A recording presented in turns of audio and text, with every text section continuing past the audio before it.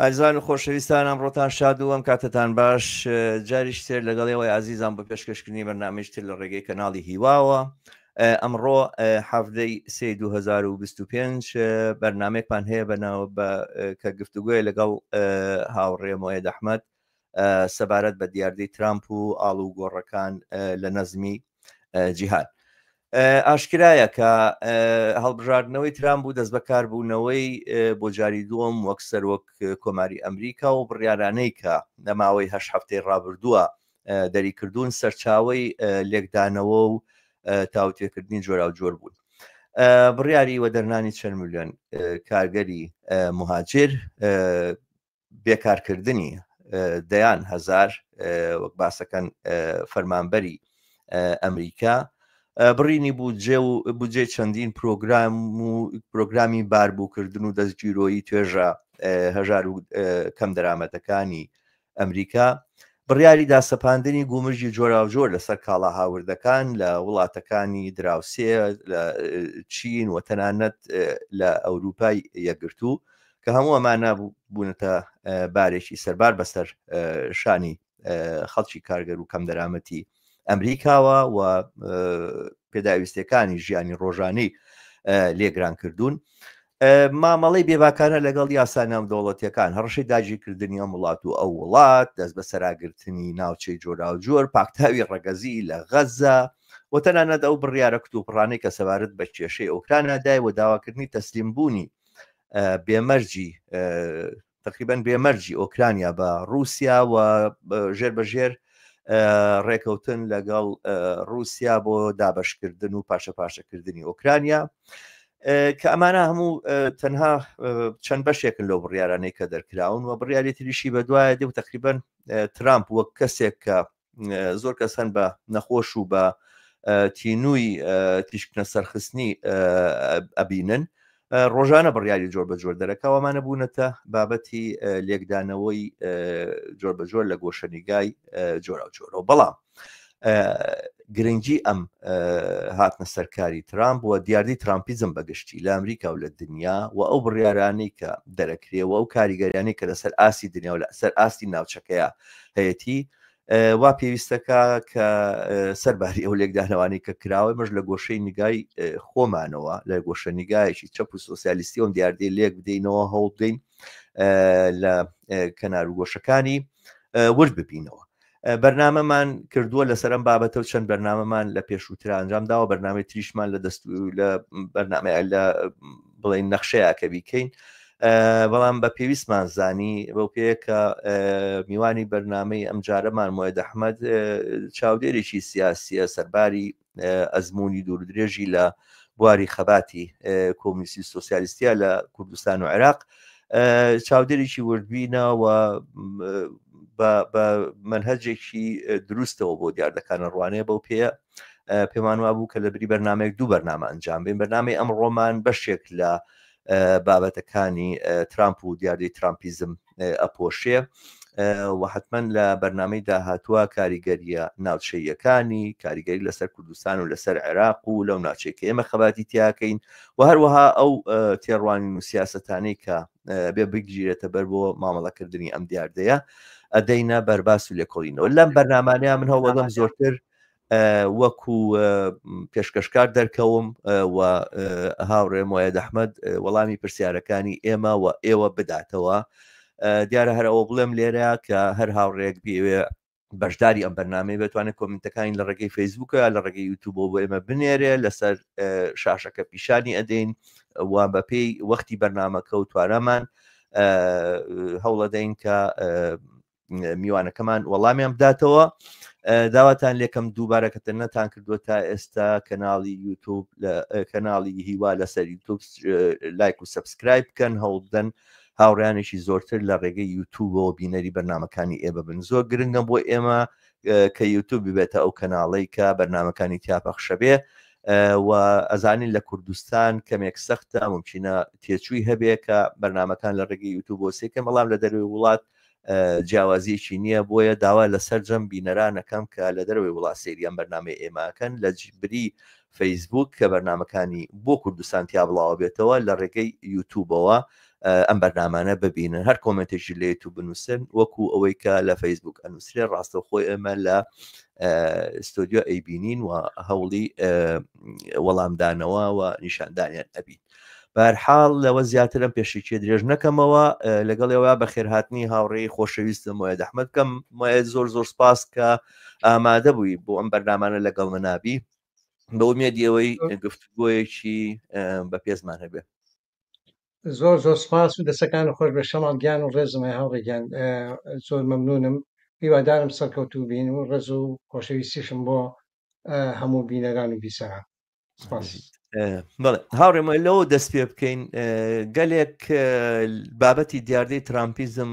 پەیوەستەکەنەوە بە فاکتەری جۆر بە جۆرەوە من پێم خۆشە بزانم لە پەیوەند لەگەڵ ناکۆچی و ململانەی چیناتی لە ئەمریکا ئەم دیاردەیە چۆن لێگەدرێتەوە ترامپ بەرهەمی چییە بەرهەمی چییە لە ئەمریکا کەوا هاتۆتە پێشەوە بوو بە دەسەڵاتدار بۆ جاری دووەم دەسەڵاتی گرتەوە گەرچی ئەزمموی یەکەمیشی زۆر سەرکەوتوو نەبوو بەڵام بۆ جاری دووەم دەنگی پێدرایەوە بوو بە سەرۆکی ئەمریکا بەم هەموو بڕیارە زۆر خێرا و کت و پڕ و سێر و عجایبانەوە کە دەریەکە هەموو ڕۆژێ سوال باشە دەسەکان خۆش بێت یعنی دیارە چۆن وەکو خۆشە دوتە لە پێشێکەکە چۆن لە چ یان لە شوێنێکەوە سەیری ینی ئەم تەحولاکەین دیاردەیەکە و زاهرەیەکە کە بڵین هاتوۆتە پێشەوە لە ناو ئەمریکایە و تەمان کاریگەری جیهانی هەیە دواتنی لەسەر ئەو مەسەلانە بەسەوەی کە گرنگە یعنی لە چ ڕوئایەک تێڕوانیمان بۆ دنیا سەیری تەقیمی ئەم شتاکەین یانی لە بەمەنهەجێک بە منهەجێکی مادی یان منهەجێکی چوزانم زەهنگەرایی یان سەطحی لە ئاستی دیاردەکانە مانەوە و نەچوونە ناو بنجوبناوانی مۆزوعەکە کە چی ڕۆیە بە هەر حاڵ ینی خاڵی دەستپێکردن لەم مەسەلە ئێمە مامەڵە لەگەڵ دەوڵەتی ئەمریکاکەین لەگەڵ ناو دیاردەیەکەکەین کە پێشەوەی ئالیگەری لەسەر عالەم هەبێت لەناو خودی کەپیتالیزم و سەرمایه‌داری ئیمپریالیستی ئەمریکایە ئەم دیاردەیە هاتوۆتە ئارەوە کە ناوی ترامپ و ترامپیزمە و هەر ینی شخصێک نییە بەڵکو تەیارێکە ڕەوەندێکە و لە دواشیکردنەوەیە جیناحێک باڵێکی برجوازی دەسەڵاتدارە لە برجوازی ئیمپریالیستی دەسەڵاتدارە لە ئەمریکایە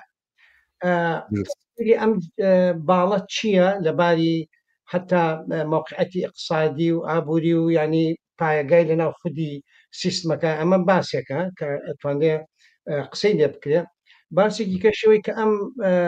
ڕەوتە کە بە ترامپیزم بڵین ئەناسێت ینی نوێنەرایەتی چییەکە لە پەیوەند بە خودی کەپیتالیزمی ئەمریکایان باسی قطاعەت ناکەین باسی نظامی ماقبلە سەرمایه‌داری ناکەین نەگەر باسی ڕژێمێکی ینی نظامێکی سیستمێکی سەرمایه‌داریەکەین بەڵکو سیستمێکی سەرمایه‌داری ئیمپریالیستی و بەڵکو سیستمێکی سەرمایه‌داری ئیمپریالیستی کە یەکەم هێزە لەباری اقتصادی عسکەری سیاسی حتا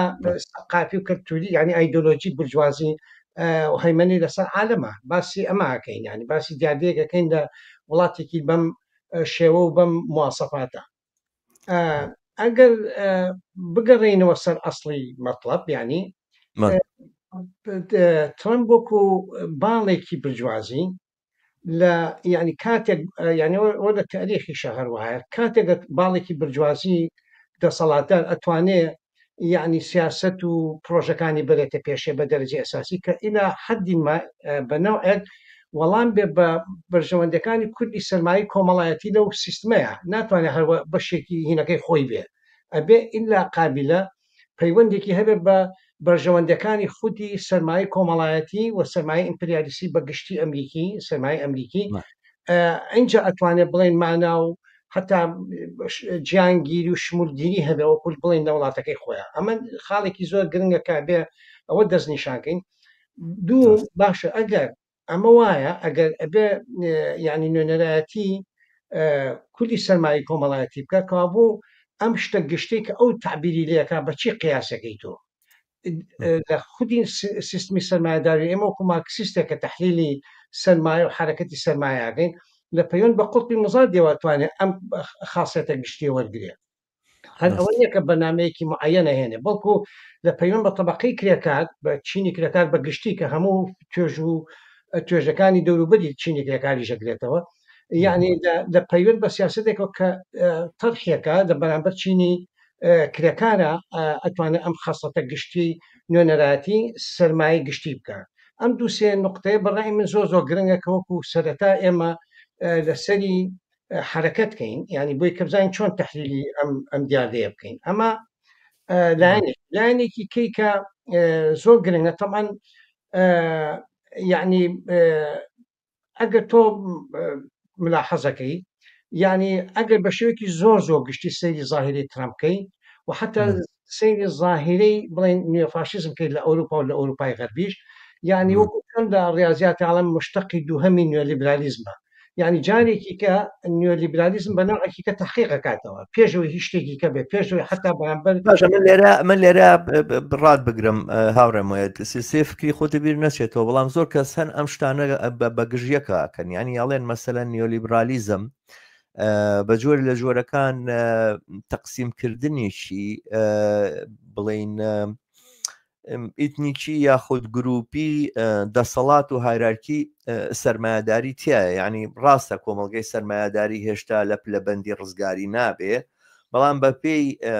تێڕوانینی لیبرالیزم کە بازاڕی ئازاد کردووە پێکهاتەی سیاسی و دەسەڵاتی سیاسی بە جۆرێک هەمە چەشنی تیا ئەبێ ینی یەک چەشنی نابێ بۆ نمونە ئاوانیە کە دەسەڵات لە ئەمریکایە بەدەست تەنها پیاوانی سپیەوە بێ ئافرەتانی تایە ئۆباما بێ بەسەر و کۆمار هۆمۆسێکسوێلەکان فرسەتیان پێدرێت لە جێش و لەبانەیە جێگیان بکرێتەوە بەڵام ترامپی ئەمانە لا ئەبا ینی بە جۆرێک ئەم قیەمانە ئەکرێن بە گژیەکە ینی دیارە من ئەوەی کە لەسەرم خوێنەوە لەم ڕۆژانەیە کتێبەکەم بەرچاوکۆت بە ناوی کراک ئاپس کاپیتالیزم قسە لەسەر ئەوەکە کە ئەم ئایدۆلۆژیایی کە هاتووە بە شێوەیەکی زۆر دڕندانە و پەرگیر داکۆچی لە بازاڕی ئازادەکە بە جۆرێکە داکۆچی لە بازاڕی ئازادەکەوە لە میکانیزمەکانی بازاڕەکە کە تەواوی ئەو شتانەی کە نیۆلیبرالیزم هێناوێتی بۆی بازاڕی ئازاد بە جۆرە لە جۆرەکان عادیلانەتر دەرکەوێ یاخود بازاڕێکی بڵین یەکسان دەرکەوێ بۆ هەمووانی بەشدارن تایە بە کڕیار و فرۆشیارەوە لەمە دەرەچێەوە خودی بازار ئەکات بە بنەما و ئەساس تەنانەت بۆ داڕشتنی پێوانە و قیەمە کۆمەڵایەتیەکان زۆر باشە تۆ بەشی ئەوەڵی مەسەلەکان کە بڵین ئەمە لەباری سیاسی و فکری و حتا کەلتوری و حەق و حقوقی مەدەنی و ئەمانە من باسەکەم بڵین ئەوە نییە باسەکەم ئەوەیە کە ئەڵەم مشتەقی دووهەمی نیۆلیبرالیزمەوەکو حربێکی چیناتی بەرامبەر تەبەقەی کارگەر بەرامبەر چینی کرێکار یعنی نیۆلیبرالیزم هەر هین نییە هەر سیاسەتی اقتصادی نییە ینی اقتصادی سیاسیەوە باسمان کردووە لە مناسباتیکە یعنی اقتصادی سیاسی ینی پەیوەندی بە طبقاتەوە هەیە تۆ ناتوانانی باسی سیاسەتی بازاڕی ئازاد بکەی و مۆزوعی ئەو هەجمەی کە تایەتی لە ناوەڕۆکی خودی بازاڕی ئازاد کە وەکو بڵین سیاسەتێکی نیۆلیبرالی کە تەبەنی کراوە لە ناوەڕاستی حەفتاکانەوە هەتا بدایەتی هێشتاکان کە تەطبیق کراوە یعنی خاصەتی هەرە ئەساسیەکەی دژە ینی دژی طبقەی کارگەرە ینی کە چۆن حەق حقوقی لەقابەکان بسێنێتەوە چۆن ینی بێدەسەڵاتی کە چۆن حتا لە پرۆسی ئینتاج بە شکل بکاتەوە کە وحدەتی طبقەی کارگەر و ینی چینی کرێکان ناتوانێت بە من ئەو لایەنەی ئەڵم کە ئەگەر تۆ سەیریکەی ینی خودی ئەم سیاسەتانی ترامپ ینی ینی ئەم مەدەی ترامپ ئەم ڕەوەندەی ترامپ ئەم ڕۆتەی ترامپ ینی لە تحلیلی ئەخیرا لەباری اقتصادیەوە لەباری ئەم حربە لە بەرامبەر طبقەی کرێکارە لەلایەکە وەکو شکڵ وا دەرەکە کە نوێنەرایەتی بەشێ بەمانایە وەنێکە قسمێک باسەکە بەشێ لە کرێکارانی سپی پێست دەکات و ینی ئیلا حەدی مە پەیوەندێ لەگەڵ طبقەی کارگەرە پەیاکە ئەم حرکاتانەیە بەس لە ئەسڵا ئەم سیاسەتەی ترامپ ینی نیۆلیبرالیزمێکی مکەسەفە یعنی لەباری اقتصادیەوە هجوومە بەسەر طبقەی کرێکار هەرتۆ ئیسە باست کرد بێجگە ینی لە مەسلەی لە سنەوەی هەموو ئەو حەق حقوقانە لە مۆزوعی سۆشیالە لە مۆزوعی تەندروستیە لە مۆزوعی حتا خدماتی گشتیە لە هەموو حتا ئەو حقوقە مەدەنیەکانی جاری کە ڕبتێکی کەی اقتصادی پیاکاتەوە کە ئەوانەش یاسێنێتەوە لەسەر مەسلەی ژنان لەسەر مەسلەی مافی بڵێن ئازادی مەدەنی و فەردی و ئەمانش هەموو جارێکی کە ئەم هینەی بە خستیتیایە کە ئەوێ بە شێوەیەکی کە ئەم نیۆلیبرالیزمەی کە تا ئێستا ئەم هەموو فەرق و فڕۆقەی دروست کردووە لە بینی ینی ئەکسەرەتی خەڵکی کردو بە خەڵکێکی ینی بڵێن زوڵم لێکرا و ستەم لێکرا و چەساوە لە باری اقتصادیەوە بێ دەرەتان کرا و تەندروستی لە سنداوەوە هەموو ئەم شتانە لەلای کەشەوە ینی کەپیتالیزم و کەپیتال ڕسمات بەو شێوەیە ئاوا تەراکمی کردو بەو شێوەزەقی کەی بین و فەرق و فڕۆقی لە بینی دەوڵەمەند و فەقیرکە لە هەموو عالەمە هاتۆتە ئاراوە بە شێوەیەکی زۆر دڕندانە. ئەمە ینی سیاسەتی ترامپ جارێکی کە ئەمە بەقوترە کاتەوە بەهێزترە کاتەوە ئەمە یەکێکە لە خاصێتە هەرە مهمەکان کە ئینسانە بێ فەهمیکە ئایا ئەمە کۆتایی نیۆلیبرالیزمە ئایا سیاسەتی ترامپیزم ینی بەنامەجێکی اقتصادی غیری نیۆلیبرالیزمە نیۆلیبرالیزم بە معنای جار من باسی سیاست توهینەکان ناکەم نیۆلیبرالیزمی اقتصادی ئایا ئەمەیە یاخود وەکو چۆن تەشدیدی زیاتری ئەمەیە ئەوەی کە واقع تەشدیدی زیاتری ئەمەیە و هەر ئەمەشە کەوای لەیەکە ینی فتوورەکەشی هەر لێرایە ینی زمینەی مادی ئەمە دروست بووە ینی لە پرۆسەیەکەوە لە عالەمە خۆی هاتۆتە ئاراوە پاش 40 ساڵ لە تەنفیزی سیاسەتی نیۆلیبرالی ئابووری بۆ ئیداری سەرمایهداری و ئێستا جارێکی کە نێ چۆتە دۆخێکی کە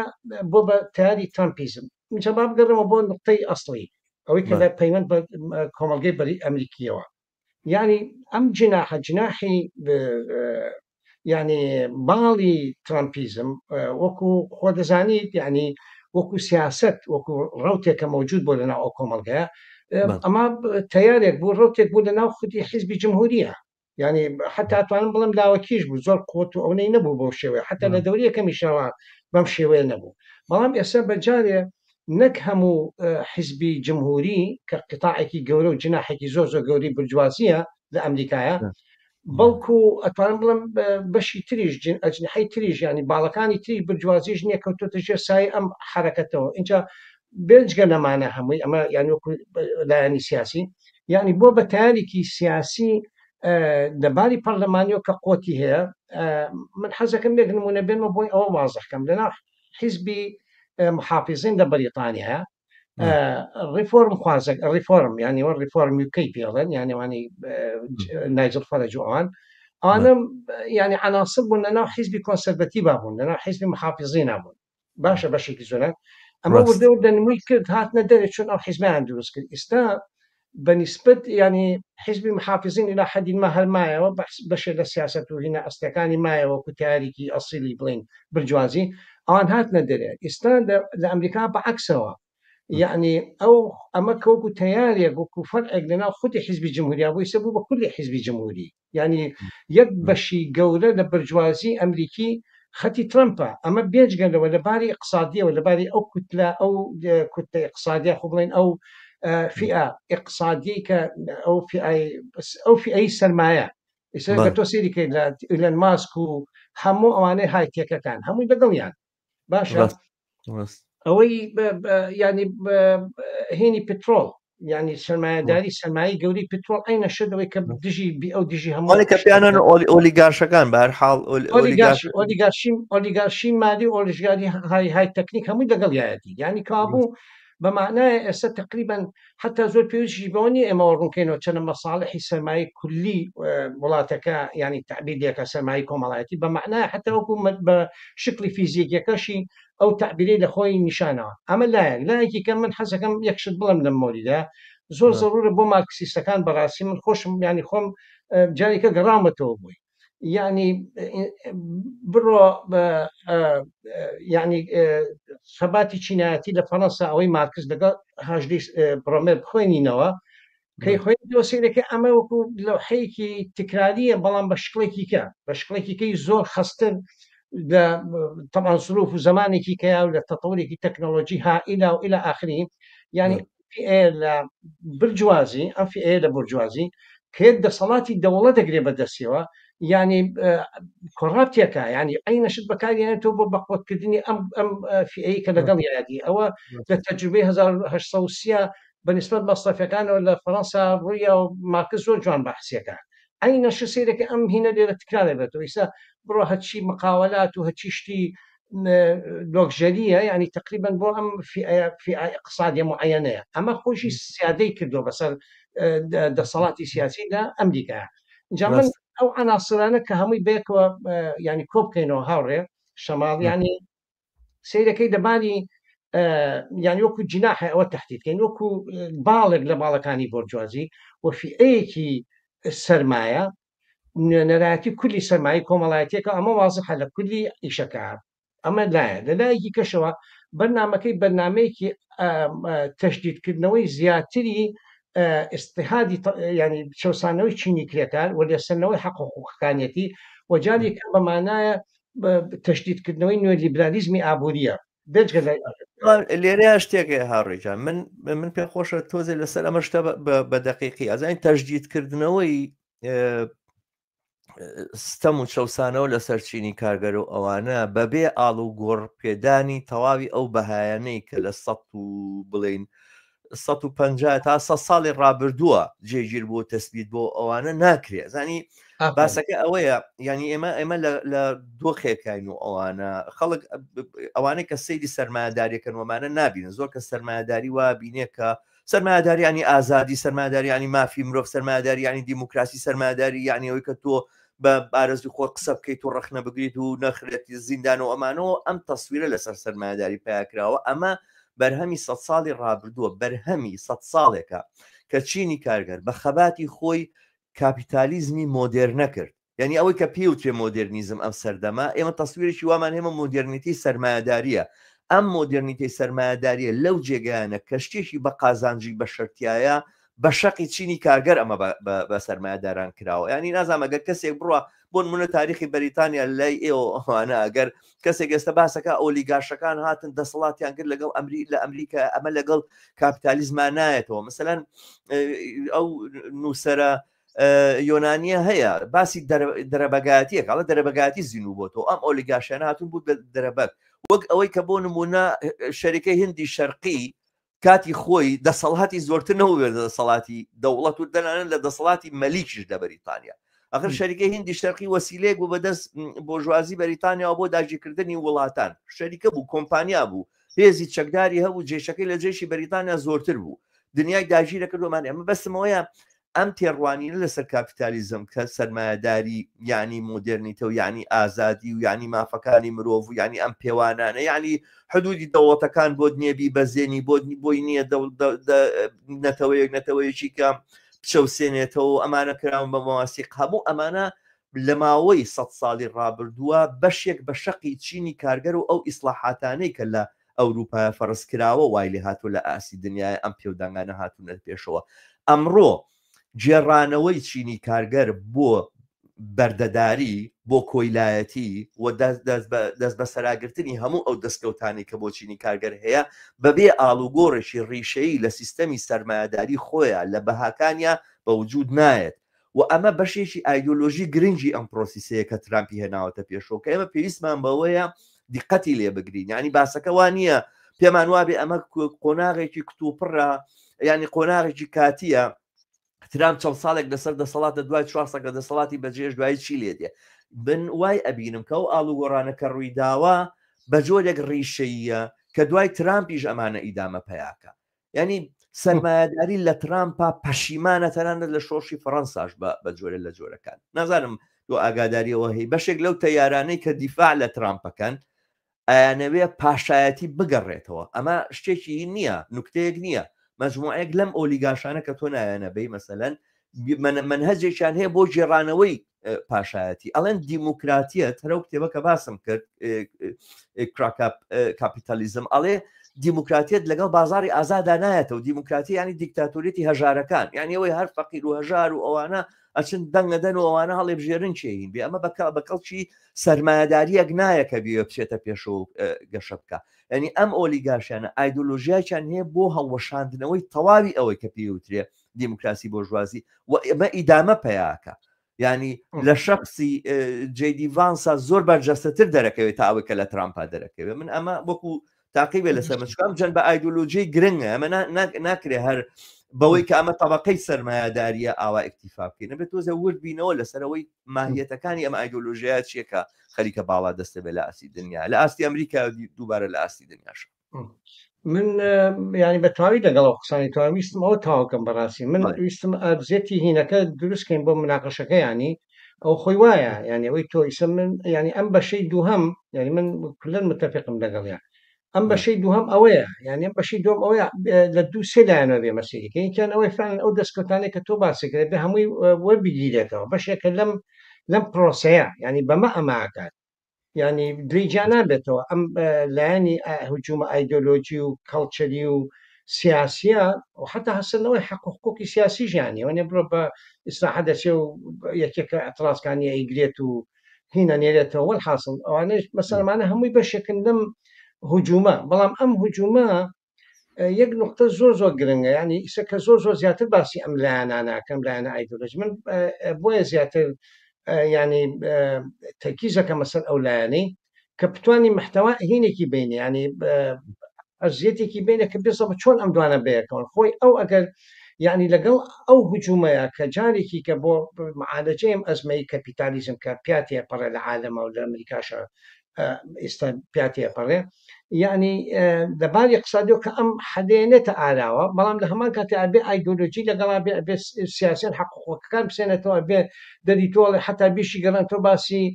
مۆزوعی هێنانەوەی مەلیک و هینەکان کات ئەمانە هەمووی بەشێکن لەم پرۆسەیە. جا لەناو ئەمریکایە طبعا تیاری دینی خۆ دەزانی مەسیحی تیارێکی برجوازی بەخۆتە موجودە على طول، ینی هەبووە و حتا گەسەی دەموچاوی هینکەی دەموچاوی ڤانس بکەی ینی بزە بە دیارە مەسیحیەکی زۆر متەتەڕفە، ینی چاوی و هینینە کە سیر دەکا سەیری ئۆدیەنسەکەکە. بەهەرحاڵ ئەمە ینی ئەمانە هەمووی بەشێکن لە کەڵچەری ینی کەڵچەری کە موجودە و ئەو کێنێ ئەم سیاسەتەکە تەمانە بێ ئەم حاسیسانە وەرگێ بێ ئەم کەڵچەرە وەرگێ بێ ئیسپاتە لە مۆزوعی دیمکە و مکتەسەباتانە بسەنێتەوە بە دەرەجەی ئەساسی مکتەسەباتی حقوقی و ینی هەم لەباری مافەکانەوە هەم لەباری ئازادی و هەم لەباری یەکسانی و ئەمە هەر شتێکە چینی کرێکار لە ڕەوەندی تاریخی تەتەوری سەرمایهداریە فەرزی کردو بەسەر سەرمایهداریە ئەبێ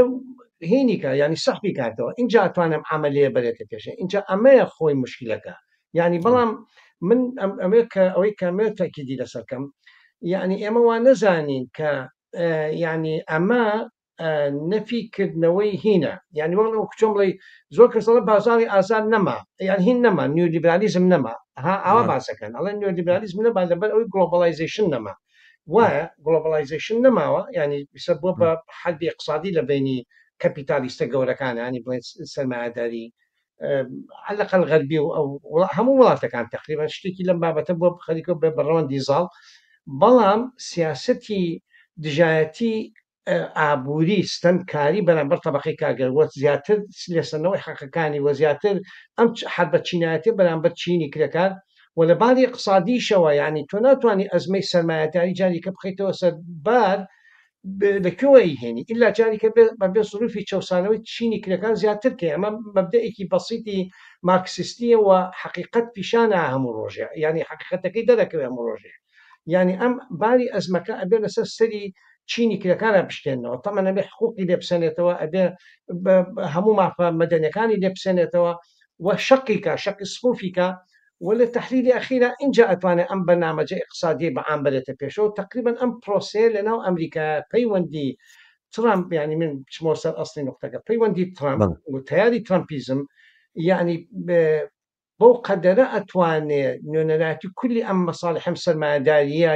عامی ئەمریکا بکە کە بتوانێت طبقەی کارگەر هەموو هینەکانی بێتەوە دواوە اقتصادیان جاریکە بتوانێت دەورەیەکی کە بۆ ئیسtismاری و بۆ چەسانەوەی دروستکە و بحقیکە و لە تحلیلی خیان نوع لە کۆنەپەرستی سیاسی مڕکەستر بێنێتە ناو ینی زاڵکە اینجا من حەزەکەم پێش ئەوەی ئەم مقتەعەتەوە قسەی کەش بکەم من تەسەورەکەم وەکو تۆ چۆن تاچەریسم تۆش ئیشارەتی پێیان دەست خۆش بێت وەکو تۆ تاچەریزم و ڕێگانیزم کە ئەم منهەجە هاتە ئاراوە يعني يتر علاقة يعني سرمایه‌داری يعني بڵێ حتى طبقەی برجوازی لە هەموو عالەمە بەتایبەتی لە ئەوروپای غەربی ئەوانە کاتێککە حتا حیزبی عمالی هاتە سەر حکم یان حیزبی سۆشیال دیموکراتەکان هاتنە سەر حکم نەهاتن ئەم بەرنامەجە ئەسڵیە ئیقتصادیە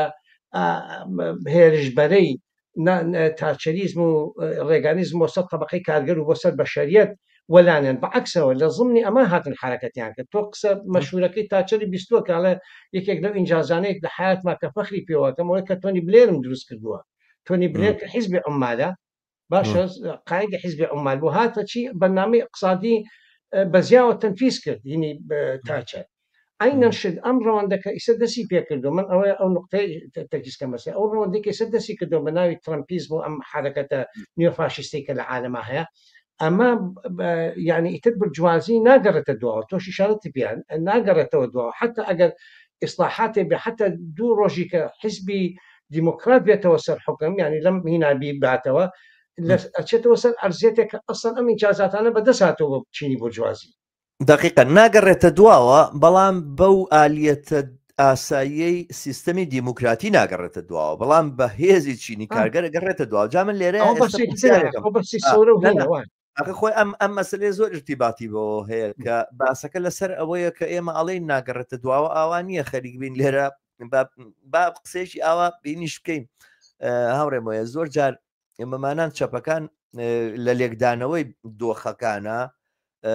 زۆر ئەوانە ڕژبینانە باسیەکەین دۆخەکەوا خراپە بێ وا بەرە و نالەباریە چێ وا بۆ ژوازی ئاواکە و ئەوانە بیسەر کە جۆمان لێگرێت لە ئەخیرا ئەژنۆیەش چێگەر تۆ زێ دوورەشی پێما بێوەری پێ نامێنێ ینی بەڕاستی خۆ تۆ ناکرێ هەرتەنها وەزعەتەکە پڕە لە تەناقوزات و پڕە لە ناکۆچی ینی دروستە کە ئەمڕۆ ترامپ ئەم کاراناکە لە ئەمریکا بەڵام هەرو کارانی کە ترامپ کردیمین لە بیدایەتی بەرنمەکە ئاماژەم پێدا لە بێکارکردن و لە دەرکردنی کارگەرانی کۆچ کرد و لە بڕینی ئەو بڵێن باربوو بڵێن دەستگیرۆیانە ئەوە ئێستا بۆتە مایەی دەردروستبوونی ناڕزاییکی فراوان لە ئەمریکایە مەسەلەن هەر تێسلا ئەسڵەن تێسلایان تەپان بەهۆی ئەم هینەوە 800 میلیارد دلار تێسلا لە ماوەی ئەم چەند هەفتەی ڕابردووە زەرەری کردووە لە جەنیوەریەوە تاکو ئێستا تێسلا قیمەتی بازاڕیەکەی ئەسوومەکانی 800 میلیارد دلار هاتۆتە خوارەوە ئەم پرۆسە هەر بەردەوامە و من مەسەلەن لە کەناڵی جۆر بە جۆری شەوکامانە لە میدیا زۆر باز ناکرێ قسە لەسەر یعنی هەڵمەتێکی زۆر فراوان بۆ دروستکردنی ڕێکخراوە کرێکارەکان لە ئەمریکایە لە ئارایە یعنی من لە جێگای جۆم لێبوو لە ماوەی 3 ساڵی ڕابردووە 300,000 کرێکار لە ئەمریکایە توانیوێتی ڕێکخراوەی کارگەری خۆی دروستکە کە شتێکی قیاسی ئەەکەن مەسەلەن بە دەیان ساڵ لەمە پێشووەمانە بۆ یەکەم جارە لەم چەند ساڵە کەمەیە ئەم هەنگاوە گەورانە هەڵبهێنرێ بۆ پێشەوە لەبەرەوە مۆزوعەکە متەناقزە جا ڕاستەکە بە ئالیەتی دیموکراسی جاریشکە نایەتەوە خەڵک نابێ متمانەوە بۆ بکچینەوە ئەچینەوە بۆ دیموکراسی بۆ ژوازی هەروە پێڵێ ناڕازی لە ترامپۆمانە هی ئەوەیە کە تۆ بەشداری سیاست ناکەی ئەم جارەکە هەڵبژاردن بوو بڕۆ وەرەقەکە بخرە ناو سنووقەکەوی تر مشکلەکان حەلە بێ دووبارە تێنەوە ئەمە بەڵام ڕێگا چارەکەی ئەوەیە کە کارگەر دەست بەرێ بۆ ئەمە من لێرە ئەم سوالەش پێم خۆشە بیکەم چونکە زۆر جار ئەوترێکە ترامپ هەڵبژێراوی چینی کارگەری سپیپێستی ئەمریکایە لە بەرامبەر ئەم مەقولەیە ئەڵی چی بەڕاستی ئەمە خەریکا بێتە شتێکە هین ناکرێت مناقەشە ناکرێت لە هەر جێگەیەکە کرێکاری سپیپێستی ئەمریکا تووڕەیە لە دۆخەکە و لەوەی کەوا خەریکە ناسنامەکەی ژێر پێ ئەنرێ لەوەی کەوا سپیپێسبوونی ئەمریکا هینە بە هەماشتی ژەوترێ بۆ ئەوروپا ئەپەنابەر هاتوو کۆچ کردو هاتوو مسلمان پڕ بوو هەموو حەجبێ و نازام چی بۆیە فاشیستەکان و نیۆ فاشیستەکان و ترامپیستەکان لێرەش خەریکن باڵا دەستە بنۆمانە لە بەرامبەر ئەمە تێڕوانین چییە دەست خۆش من بەس پێشەوەی بێمە سەرم با یەک تۆستەحێکەوە بم کرد تۆ من لەگەڵ ئەوە تو هەم وایە بسەبت یانی ئەوە نییە کە بڵێ کە من دەڵێ مەگەڕێتە دۆ نامێ ئەو ئەسڵ لە منهەجی تەفکیریشمان ئەوە نییە بڵێن کە باسی مۆزوعەکەکەین معلومة يعني دنیا لە حرەکایە دنیا لە حرەکە و لە جوڵانایە ینی ناکرێتەوە ئەمە هین بە بەعکسەوە هەر لە خودی ئێستەیە ئەم لەحزەیە ئەم لەحزەیە تەناقوزاتەکانی تەیە و هەڵگری هەموو ئەو ناکۆکیانەیە ئەوە دواترینە سەریکە مەسەن چینی کرێکان لە ناو خودی ئەمریکایە چۆن اعتراض دەکات ینی ئەترازاتی چۆن بەرز بۆ تۆش ئیشارەتی پێ يعني بصە بەدی ئەترازاتێکی زۆر گەورەیە و حتا ینی بس ضرورە کەوتۆتە بەردەم هێرشێکەوە کابێ دیفاکان لە خۆی و يعني حتا يعني زیاتر خۆی ڕێخا زیاتر بتوانێت بەس بە دوای ڕێگە حلێکانە بە هەر حاڵ ینی ئەمانە هەمووی مەرتەحن بەس من ئەو نقطەی کە ویستم باسی کەم يعني ئەو نقطەیە ئەوە ینی مقارنەیەکی تاریخیە چکاوە زۆر مهمە بۆ ئێمە بیزانین يعني ئەم ڕەوەندانە کە برجوازی هێنێ برجوازی تەبەنی ئەکا ئیتر ئەوەی کە لەژێر سەختی طبقەی کارگەرە جاری کا چێتە دواوە ئەو بەحسێکی ترە ئەوە وایە ئەوە ئیشی ئێمە ئیشی طبقەی کارگەر و خودی ئەوانەی کە ئەچۆسێنەوە دەست ئەم سیستمەوە بەڵام ئەمە وا ینی بەو ئیتیجای ئاڕە اینجا بێمە سەر ئەو قسەی تۆ ئەوەی کە بڵێن لەسەر مۆزوعی ینی ڕەنگی پێست و ئەوانە کە بڵێن سپی کارگەرانی پێست خۆی ئەمەی کەیسێ بڵێن ئەم ئەمریکا ئەم وەهم و دۆگما شتەی دروست کردووە کە عەلەساس هینەگەڕێنێتەوە ئەمە واقعی کرێکارانێکی زۆر نییە بێت دەرامەت و بێت ئەوزا کەوتون لە ئەمریکا ئەو خۆدا ئەگەداری ینی بەشێکی زۆریشانەوەی کرێکارانی سپی پێسیشە ئەوەش حقیقەتە ئەوەش وایە لە بەریتانیا شار وایە لە زۆر شوێنیکە هەروایە طبعا ئەمە ئایدۆلۆژیەک بەکاری هێنە کە مۆزوعی ڕیسە لەسەر ئەساسی ڕیس و ینی لەسەر ئەساسی عنصریەت و هاتنی کرێکارانی ئەجنەبی ئەمانە مش بەشێکە لە بەقۆتکردنی هینەکەی خۆی حرەکەتەکەی خۆی بەڵام ئەوەی کە وایە ئەمە نوێنەرایەتی کرێکارانی سپی پێسەکە ئەمە ئەسڵەن بە هیچ نوعێوان نییە وایە نوێنەرایەتی وەهمی کرێکارانی سپی پێسەکە کرێکارانی سپی پێز وەهمیانەیە بە ترامپ ئەوە حقیقەتە وە کرێکارانێکی حتا نە کرێکارانی سپی پێسیش بەڵکو بەشێک لە کرێکارانی ڕەنگەکانی تریش ئەینە شتنیە وەهمیان هەوە بە ترامپ و ئێستا خۆیان زەریبەکەی هێنەوەیە کە هەر لە ناو زۆربیان کە دەرەکرێن و ینی بێکار دەکرێن و بیمەی تەندروستیان لێ سندێتەوە ینی هزار هجوم کەیسە لە سەریانە ئەمانە لەگەڵ هاتنی ئەم هینە شاتەمە لەگەڵ مۆزوعی ئەم تعریفەی گومرکی و ئەمانەشە جارێکی ئەوە بیننەوە تاوانمە یەکەم جار نییە لە تاریخی بە شەرۆدایمە برجوازی هەرواشی ژەکە ینی بە وەهمی ینی من هەموو جارێک قسەم کردووە چینی کرێکار ئەوە نییە کە دانیشتی بێ سیاست ناکە سیاست دەکە على دائیمەن لە سیاست لە خەریکی سیاستە بەڵام سیاستەیە سیاستێکە کە برجوازی زیاتر ڕایەکێشە بەدەوی ئەوەی سیاستەکەی ئەو بکە مەسەن بە وەهمەکەی ئەچێ بە دوای برجوازیات بە دوای ئەم جناح و بە دوای ئەو جناح ئیشی کۆمۆنیستەکان و ئیشی کەسانی بە ئاگا و ئازادی خوازی کارگەری ئەوەیە کە بتوانێت ئەم فەصلە طبقاتی دروستکە ئەم ینی ئەو ینی ئیستقلالە سەربەخۆیە سیاسیە فکری طبقی کارگەر دروستکە لە برجوازی ئەمە ئیشی جەوهەریە و ئەمەش يعني ئەم ئیدعای کاکرێ ئەمە وەهمی ئەوە احتمالە وایە دەوری دیوە کرێکارانێکی زۆری سپی پێس هینیان کردووە دەنگیانناوە بۆ کەوتە دەژێرەوە ئەو وەهمە بە تەجروبە بە خۆی نەجاتی بێلی یعنی تۆ ئیساگەر وەسائلی علامی بەقوتە هەبووە ارتباطاتە بۆ حرەکەیەکی حتا خولە لە ناو هینیشا لە ناو ئەمریکاشە بێنیسان ئەگەر ئەو مەسەنە ناو حتا حیزبی هینە ئەو دوای ئەو اعتراضی ئەوانی بکردا بە ناویکە احتمال بوو حتا لە ناو کەمپی برجوازیە خۆی بە ناوعێک بە ئیتیجایەکی کایان بڕوە یان مەساگە حرەکەیەکی سۆشیالیستی مستەقیل و بەقوت هەبووە ئەوە تەمان بە ناوعێکی کە ئەو دۆخە ئەشکایەوە بەڵام بە هەر حاڵ ئەوە نابێت بە تعبیری ئەوەی کە بتوانی تۆ مەسەن ینی سیاسەتی لەسەردابنێ حتا شتێکی زۆر علمیش نییە یانیەوە دعای سیاسی ئایدۆلۆژیە وای من یەک شتە بیبێنمەوە هاوڕێمەوێت هەر لەم بەرنامانەی کەناڵی هیوا من و تۆ کتێبێکی نووسەرێکی ئەمریکیمان کرد باس کرد و پێکەوە خوێنمانەوە و ناقەشەمان کرد کە قسەی لەسەر ئەوە بوو کە باسەکان لەسەر وەهم نییە و ئیشی سۆسیالیستەکان و کۆمیستەکان لابردنی وەهم نییە بەتەنها باسەکە لەسەر ئەوەیە کە کارگەر چینی کارگەر چی ئیمکاناتێک لە بەردەمیایەتی بۆی دەخاڵت لە سیاسەتا بکە سیستەمێکە لە ئەمریکا دروست بووە هیچ بوارێکی لە بەردەمی کارگەرانە هێشتوتەوە ئیلا ئەوەی کە وەکو شەمشونەڵێ هینەکە معبەدەکە ڕوخێنم بەسەر خۆم و بەسەر دوژنەکانمە شتێکی لەم بابەتەیە ئەم کارە و ئەم کردەوەیە ئەگەر واشە کە ترامپ بەدەنگی کارگەرانی سپی پێست و کارگەران بەگشتی هاتوۆتە سەرکار و ئەوانە بەشێک لەوەیە کە کارگەر ئێوێ ئاڵوگۆڕێک لەم یاریە ببێ ئەم یاریە بێزاری کردیتر ئەمە چییە جارێک بەدەم بە ناوی جمهوری و دووبارە بە ناوی دیموکراتەوە هەمان سیاست ممارەسا کەرۆمانە کەسێک دێڵە من یاریەکە گۆڕم با بێنە پێشەوە یاریەکە بگۆڕێ و اینجا شتێکی تریش لێرە هاتوۆتە پێشەوە کە بە بڕوای من ئەمە گرنگە و مهمە لە دۆخی سیاسی ئەمریکایە ئەویش ئەوەیە ئێستا نەکتەنها چینی کارگەر کە هەمیشە و دایم ئەمە بەژەوندیەتی بەشێک لە چینی بۆژوازی ئەڵێ بە سیستەمی سیاسی بگۆڕێ من ئەو مەقولێشم لە یادەکەلینی ئەڵێ وەختی شۆڕژەوەیە کە سەرەوە ئەڵێ خوارەوە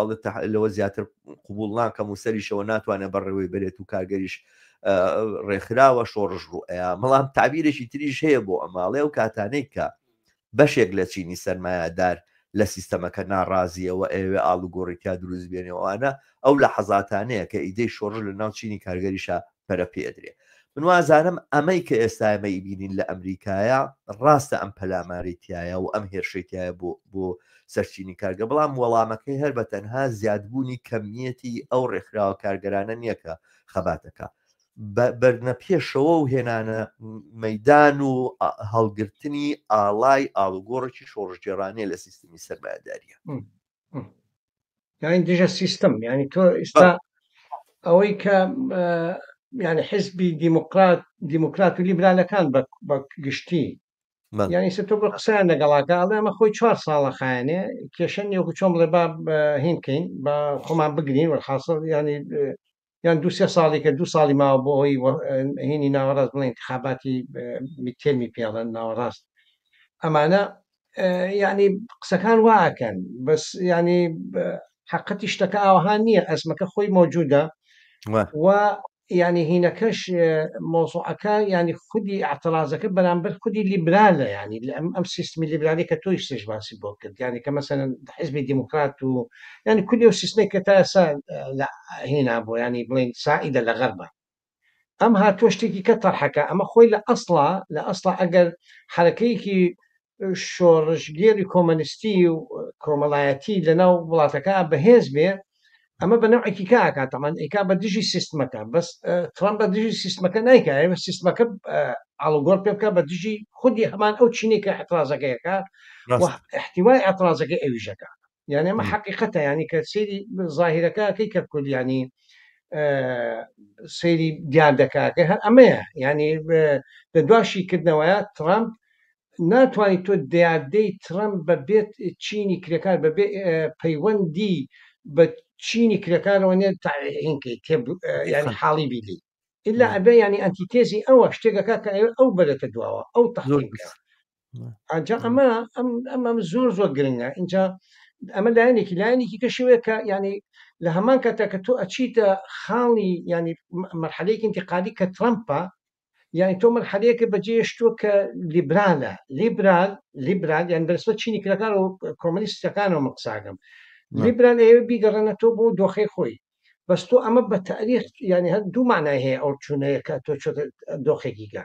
بەمعنای ئەمەی ترامپیشکی هێناوێتی ئاراوە چینی کرەکانەتوانە ئۆکی بڵە باشە گەمە تۆ بدەوێت لۆجیکەڵی بڕاتە پێشەوە ئەبێ کولی سیستمەکە لە ناوبەری ئەبێ ئەم سیستمە نەمێنە ئەبێ ئاعتراازەکە ئیجتیماعیتر بێتەوە تەبەقایەتیتر بێتەوە و کۆمەنیستی ینی بڵێن کۆمەنیستی و دژە سیستم بێت ئەمە ینی ئەم هینەشی لێ بێتەوە جا قسەی کە تۆش کردی ینی لە تحلیل ئەخیرە هەر خودی ئەم دیادەیە ئەناسری شۆڕش ئەناسری ینی حرەکەی کرێکاری ڕادیکال هێنێتە ئاراوە ماوەتەوەی کە تۆ تیۆریەن بتوانێت ئەمە تعبیر لێ بکەیت ینی بتوانانی ئەمە بکەی بە سیاست و بتوانانی بیکەی بە حیزب و حرەکەت و بە نەخشە بیکەی بە نەخشە بیکەیتە سەر زەوی دقیقان من شتێک لەم باسانەی توە ئاڕێم وایە لەم باسانەی خۆمانەوە بە تایبەتی قسەکانی توە کە زۆر سەرنجم ڕاکێشێ ئەوەیە کە میتۆدی لێکدانەوەی چەپ و کۆمونیستەکان بەداخەوە لە سەردەمی هینیشەوە وای لێ هاتووە نییە جەنگی سارد و ئەوانە و معسکەری اشتراکی و معسکەری سەرمایهداری زۆرتر کە وەختێک لێکدانەوە لە دیاردەکانەکرێ و ئەوانە دەوڵەت وەدام و دەستگا دەوڵەتیەکان فاکتەری کاریگەرن لە لێکدانەوەی هەموو ڕووداوە سیاسەکانە چ ناوخۆیی چ دەرەکی چ لە ئاستی دنیاە چ لە ئاستی ناوخۆیە دەوڵەت بکەرە یعنی لە میتۆدی لێکدانەوەیە کە وەختێک لێکدانەوەی دیاردەکانەکرێ معامەراتی دەوڵەتەکان معامەراتی دەستگا مخابراتیەکان چوزانم فلانە مەسایلی جیۆپۆلیتیکی ئەمانە هەمووی کاریگەری لەسەر ڕسمی سیاسەتەکان دانێ بەڵام ئەوەی کە چینەکان وجودیان هەیەمانە نامێنێ یعنی بە بڕای من میتۆدۆلۆژیەک کە کارگەر تایە تەنها کار لێکراو بێ مەفعول بهی بێ فاعل و بکەر نەبێ میتۆدێکی لەم بابەتە ناتوانێت تیئوریەک بۆ ئازادی کارگەر بەرهەم بێنێ جا ئەم میتۆدا گرنگە ئێمە لە لێکدانەوەمانە لە دۆخی ئەمریکا لە مەسلەی ترامپە هەمیشە بگەڕێنەوە بزانین چییە ئەو گوشار و فشارەی کە لەسەر سەرمایهداری و بۆژوازی ئەمریکا هەیە کە بەم ئاراستەیە ڕووداوەکانە با بۆچی ململانی بینی توێژەکان و ئەمانە جێگایشی گرتووە ڕێگایشی گرتووە کاڵێ با بڕۆین ئەم دەستکەوتانی کە لە ڕابردووە بۆ کارگەر بووە کەمتری بکەینەوە بەرتەستی بکەینەوە بەڵام هەر بە پشتیوانی ناڕزاییەکانی خەڵک لە دۆخی ئابووری ئەوانە ئەمە بەس ناڕزایەکان هەمیشە حزوریان هەیە ئامادەن لێرە وجودیان هەیە بەڵام باسەکە لەسەرەوەیە لەبەرەوەی ئامانجەکە ڕوونیە لەبەرەوەی وەسایلەکان ڕوونیە ئاراستەی تر ئەگرێتە بەر بەرحاڵ ئەگەر کۆمنتێکن نیە لەسەر ئەم قسانەکە کردە من پێم خۆشە بچینە سەر بەشێکی تر لە باسەکانمان ئەویش تەشەنەی فاشیزمە لە دنیاە یعنی ئێستا ترامپ تەنها دیاردەیەکی ناوخۆیی ئەمریکا نییە من لە دنیا شامابینێت من پێم خۆشەوەمان هەر لە بیر بێ لە کاتێکا کە حتا لێکدانەوەی دنیای ژەکەین و ئەمانە لێرەشە هەر تەواو بکەرەکە هەر بە تەنها دەوڵەتەکان و سەرمایهداران و دام و دەستگا و حیزبەکان و جوڵانەوەکانیان نین لێرەش چینی کارگەر حزوری هەیە لە ئاسی دنیاە ترامپیزم یعنی ئەمە مەسەلەن لە دنیای مودیمان هەیە لە هندستانە کە تقریبان ئەمڕۆ قەڵەباڵغترین وڵاتە لە چاینەشی بردەوە لە ئینا بەڵام ڕوتێکی فاشستیە بە ئاشکرا دژایەتی کردنی مسلمانان و تاوانبارکردنیان بۆی کەوا داژیرکەرێکی مێژوویی خاشی هندستان و غەریبن لە وڵاتەوەوانە لە پەیامەکانیانە ئەبینرێ لە فیلیپین هەمان شت ئەم بڵین سەرشێتەمان هەیە کە لەوێ ساڵێک لەو ساڵانە تەبلیغاتی کردوتی هاتمە سەرکار 2 ملیۆنە کوژم بۆی کەوا مشکلەی چەند میلیۆنەکەی تری فیلیپین حل بێ یعنی لە چاینەیە ئەیبینی نازەمەوە ئاگاداریانە بەم ئەخیرانە بڵین سەرۆکایەتی حیزبی کۆمونیست بڕیاریاندا کە بەنهەجێکی تر بۆ دیراسەکردن و ئەوانە لە مەکتەبەکانە دانێن خەڵک یەکسەر بیریە بێ بە تەمان دووبارە کۆمونیزم بە مناڵان بڵێنەوە ئەوانەیە قشەتینەکانی مارکس نا باسەکان لەسەرەوەیڵێ بیر و بۆچوونەکانی کۆنفۆشیۆسی لە ناو نەوەی نوێیە بڵاو بکەینەوە یعنی ئەوە نەتەنیاهۆوە بینین لە ئیسرائیل لە دۆغانە بینین لە تورکیا بۆ جمهوری ئیسلامی ئێرانە ئەوە کوڕەکەی سلمانە محەممەد سلمانە لە سعودیە ئەم دام و دەستگا دەسەڵاتدارانەی لە خۆرەڵاتی ناوەڕاستان کە زەحمەتە یانێ بێ خاتریان بگری بە هەندێکیان نەڵی فاشست و ئەوانە لە ئەمریکای لاتین بۆ نمونە ئەرجەنتینمان هەیە سەرۆکەکەی ڕۆژە لەو ڕۆژانە قسەی کردبوو وتبووی من ئەو سەگانەی کە هەمن پەیوەندی منن لەگەڵ خوایە جاری وا هەیە کە سەگەکان هینەکەن هەستەکەم خوا قسەم لەگەڵاکە ینی تەسەور تەوەقعی ناکەی کە ئیدا ئەو ئەوروپای بینین ئەم دیاردانە ئاوا فراوانە بێتەوە مەسەرەن پۆتینمان هەیە کە بە پشتیوانی ئایدۆلۆژیایەکی تەواو فاشستی و فەیلسوفێکی تەواو فاشیست کە تەبلیغی بڵین مەسیحێتی ئەرتۆدۆکسی و ئەواناکە و لە دژی حەزارەتی غەربی و گوایە بەرەڵای و ئەمانەیە خەریکە دەسەڵات دەکرێت لە ئەوروپا لە هەموو شوێنەکان ئەمە حزابە فاشستیانە سەر هەڵەدەن و ئەمانە ئەم دیاردەیەکی جیهانیە بە بڕوای تۆ لێکدانەوەی چییە ئەمەمە لە شوێی دنیاە لە کوێی ئاڵوگۆڕەکانی دنیاە وەستاوی دەستخۆش خۆی ینی من بەڕێی من ئەمەی کە ئێمە تەکی دەکەینە سەر ئەمریکا ینی ئەوانە فەرقەکە خۆی فاشیزم من جاری کەش باسم کردووە پاشیزم هەبووە ئێستا مەسە وڵات ئەم وڵاتانی شەڕقی سەد نیە دایمە سایی فاشیزمان ژیاوە ینی فاشیزمی قومی فاشیزمی دینی فاشیزمی ئیسلامی ینی حقیقەتەن ینی تۆ مەسەن زۆر هین بووە مەسەن ئەم وڵاتە دیکتاتۆرانەی وەکو حتا چین و رووسیا ئەمانە هەمویان وڵاتانی دیکتاتۆری و ینی فاشیستن بە معناە منابان ئەو تعبیرە بەکان نێنم بڵین دیکتاتۆری مەڕاست باشە اینجا مەسەن ئەمانە هەبووە ینی بەڵام ئێستا مۆزوعەکە دەچێ وڵات ینی ئێمە ئیسە باس لە وڵاتێکەکەین کە وڵاتێکی ئیمپریالیستی هەرە گەورەیە لە جیهانە باشە و کاریگەری هەر تەحولێکی سیاسی لە ناو خودی ئەمریکایە کاریگەری جیهانیە بێ و حتا ئەو ئەشکالانەی تری فاشیزم کە مەوجودن لە وڵاتانی ترا کە تۆی سەباسیکردن ئەمانش جارێکی کە بەخۆ دەبنەوە حتا ئەکەونە دۆخێکی تر خۆ کێشەکە لەویایە ئەم عیلاقەیە بە ئینسان متابعە بکە ینی مەسەلەن من جارێک شاوتم وتم حتا ئەمەی کە ئێستا لە ئەوە بیت مناسبە ئیسە لە کۆریای جنوبی لە کۆریای جنوبی ئەم ترامپیزمەنیە ینی بۆ بە ترند ینی خەریکن ئەوانەی کە مدافع عندە ڕەجعیەت هینەکەن ئەوانێک تەبەنیەکەن اینجا من ینی ئەگەر ئەمە کە ئەمە ئەوە سەرکەوتووە ینی ئەمە ئینعکاساتی عالمیە بێت لەسەر ئەوروپا هەیەی لەسەر کولی عالم هەیەی ئەمە زۆر گرنگە ئێمە متابعیکەین ئەوی کەی ئەو جەناناتێکی کە فاشێت وایە لە نەتیجێ خودی ئەم تەناقوزاتانی سەرمایه‌داری ئەمڕۆی هەر خودی ئەم سەرمایه‌داری نیۆلیبرالیزم و ئەم ئەوزاعەکە هەموو شتێک بۆ بە مۆزوعی پارە و مۆزوعی ینی استقلالی طبقەی کرێکار و سەرنەوەی حق و حقوقی و إلى آخره ینی ئەمە وای کردووە کە بێزەبەت زمینە بخۆڵقێ ئەم ڕێگە پاشیانە برز بنەوە لە هەموو شوێنەکە تەمان ئەمە لایەکی کەشی نییە ناکۆکی خودی ینی لە بینی ئەوەی کە پێشووتر مۆزوعی منافسەی هین بووە گلۆبەلایزیشن هەبووە ئێمە یەک تەحولی اقتصادی گەورە بینین لە عالەمە کە ئەویش پرۆتێکشنیزمە ینی مۆزوعی حمایە ینی حربی اقتصادی باشە حربی اقتصادی مەسلەیەکی ینی حربە ینی جەنگە باشە و ئەمە کاری ینی بۆ جەنگیش تۆ مەسن ئەفکاری تر ینی ئەفکارانش لەگەڵ یەت ینی لەگەڵ ئەو سڵاعاتی بینی وڵاتەکان یان ئەوانە ڕەبتن بەس ئەوەی کە زۆر گرنگە من بەڕێی من ینی ئێمە دیادەی ترامپ و ئەم زاهرەیە کە لە ئەمریکا دروست بووە ئەم تەحولاتانەی کە لە ئەمریکا هاتوۆتە ئاراوە ئەمە ئینعکاساتی ئەمە لەسەر ئاسی جیهان چونکە ینی بە مەنطق تۆ سەریگە ئەگەر ئەمە سەر بگرێت و ئێستا تقریبا لە زۆر شتیا سەری گرتووە یەکسەر ئینعکاساتێ بێ حتا لە عێراقیش ئینعکاساتێ بێ کە مەسەلا ئەو تاریکی ئیسلامی لەسەر حکومە بنوعێکە عکسێتەوە من تەسەورەکەم ئەسبابەکان ئەمانن ینی لە خودی قەربی سیستمی سەرمایه‌داری و ناکۆکیەکانیەتی و ئەوەی کە چۆتە دۆخێکە ئێستا هەم سڵاعاتی جیۆپۆلیتیکسی زیایی کردووە هەم نادیارە ئیسە ساڵەکانی 90 نەما چونێتە دۆخێکی کە ساڵک بەتایبەتی لە دوای ئەزمەی 2008 و 2009 ینی ئیتر سەرمایه‌داری نیە لە ئەزمەیەکی مستەمرڕایە تا ئێستا بە هیچ نوعێ نەجاتی نەبووە ئەمە هەر خۆی مەڵبەندی 2001 تایاراتی ڕەجعی کۆنەپەرستانی برجوازیە لەناو ئەم وڵاتانی جۆرا و جۆر من تقریبا ئاوای بۆچی بەشێک لەو ناکۆچیانی کە بازەکرێ قسە لەسەر ئەو چێبەرچەیە کە لەگەڵ چینا هەیە بۆ نمونە چاینە بە چی توانیوێتی ئاوە باڵا دەست بێ لە دنیاە قسە لەسەر ئەوواکرێت کە خەڵکەکەی زۆر زیرەکن و زۆر بەرهەمهێن و زۆر وایە و سیستەمەکە زۆر ئفکتیڤە یاخود بڵێن کاریگەر و بەکارە لە بەکارهێنانی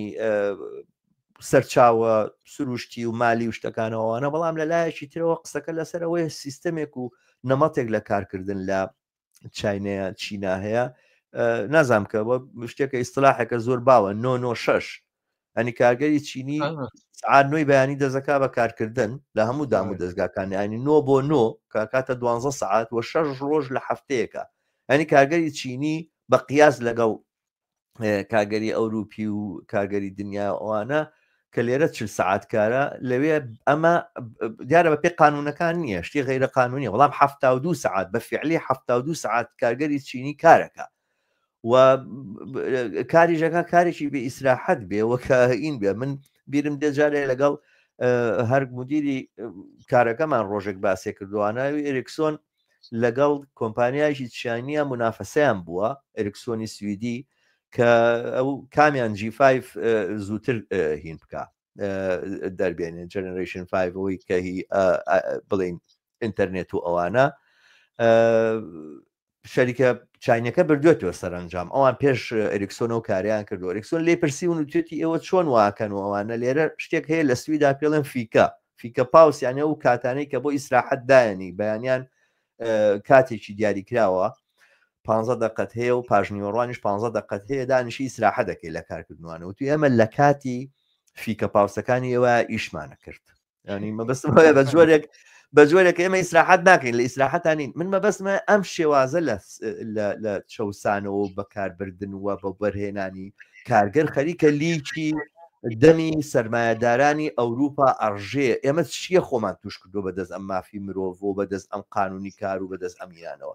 ینی لەو ئایدۆلۆژیانی کە ئێستا پشتیوانی لە ترامپەکەنوانە بەشێکیان ئەوەیە ئەڵێ ئێمە پێویستمان بۆیە مەناڵتقێکی ئازاد لانی کەم لە سەرەتایە دروست بکەین کە ئەم ڕێگولەشانەی تیان نەبێ ئەم قاران و قانونانەی تیان نەبێ شتێکایکی تیابێت کە ئینسان ئازاد بێت چۆن کارگەرە چەوسێنەوە کەس پێی نەڵێ بۆچی واکەی هیچ قانونێک نەبێت دیفاع لە کارگەر بکەومانە بە بڕای من باسەکە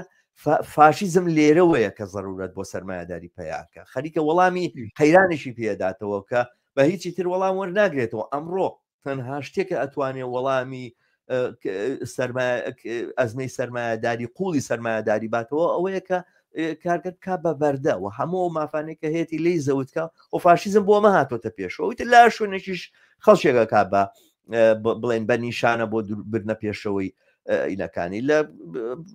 ئەمریکا موسڵمانیان دەست ناکەوێت ئەڵێن مەکسیکەکان ئەوانە مەهینەکان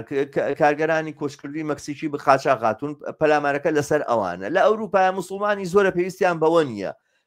جاران کاتی پێشتر کە فاشیزماتە پێشەوە موسڵمانی لێ نەبوو یهودی لێبوو یهودیەکانە ناوژار ئەم جارەیە یهودی نەما هیچی لێ نییە ئەم جارە موسڵمان لە جێگەی ئەوەیە لە شوێنە موسڵمان دەست ناکەوێت لە پۆڵەندا مۆزوعەکە بێ بە ژن لە رووسایە ژن ئەوەنە پێویست ناکە ئاینیکەی تۆوانە پەلاماری هۆمۆسێکسوێل دەن مەبەستمەوەیە کە گروپ ێگەڵە بژێرن بۆ ئەوەی کەەوە حملەکان و پەلامارەکانی خۆیان بخەنە سەری بەڵام ئەسلی مەسلەکە پێچێ هەر وەڵامدانەوە بێ بۆ قەیرانە دەربازبوونی سەرمایهداری بێ لەو قەیرانە و ئەمەیە ماشی دەرکەوتنی ئەم جوڵانەوەی لە ئاسی دنیاە وایە خۆی زۆر ئەوە دروستە ینی بێسەبەت ینی هینەکەم منطقیە کە يعني حتى خوي ترامبيزميش خوي جابك والله ما كبم أزمة بو معناه ويتب يعني أم أيديولوجي هنا شوية كيتب جاري كدولي كي استثمار بقرنة تو بس ما داري وكان مواجهين هنكا ويسا تواني بين السري لسه موضوعي موقعتي أمريكا للسيستم عالمي وبو يعني أو زۆر باشەوە لەم بابەتەوە پرسیاری هاوڕە جەمال کۆشش هاتووەڵێ ئایا بۆ زمانی ترامپ هەمیشە زۆر هەڕەشە ئامێزە و کاولکاری و فاشیستیانەیە هیچ باسێک لە یاسا و نۆرمی نەودەوڵەتی نییە واقعاً کێشێک لە کێشە گەورەکانی ئەوەیە سەرمایهداری لە شەڕیا لەگەڵ چینی کارگەرە خەریکە واز لە مەدەنێتەکەی خۆشی دێنێ و هەمووی کە پێ وتە شارستانێت و دیفاعکردن و احترامگرتنی یاساکان و مافەکانی یاسایی نێودەوڵەتی ئەوان هەمووی خاتە ژێر پێوە قسەیەکی وا هەیە کە ئەوە هیچ کە لە لیژنەی مافی مرۆڤ کشایەوە قسێکی وا هەیە کە ئەمریکا بەنیازە لە نەتەوە یەکگرتوەکانیش بکشێتەوە ئەجایی ئەو پرسیارە زۆر دەستەکانی خۆش بە هاوڕێ جەمال سڵاو ڕێزم هەیە بووی دەستەکانی تۆش خۆش بێ زۆر دروستە ئەوە ئەزانی بەڕای من یەکێک لە نقطە هەرە ئەساسیەکان ئەو ئەم حرەکەتەی ترامپ بەم شکڵی ئەمە سیاسەتە استراتیجێتە و ئەوێ بە ئەسرع وەقت تۆم لە حەزەکە ناوەسێ ینی شەو ڕۆژیشی نییە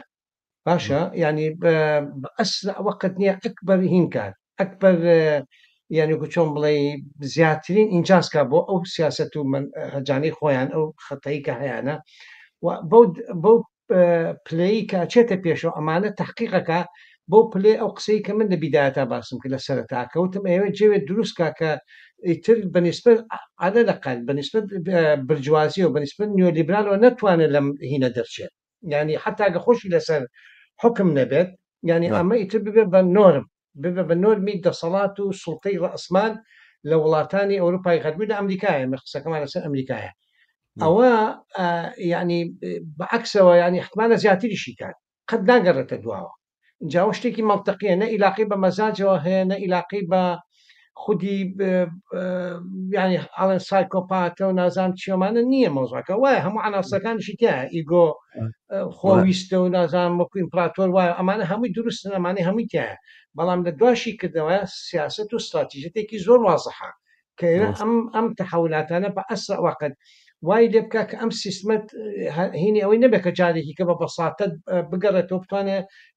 تارەکەی و ڕوتەکەی و منهەجەکەی بچێتە پێشێ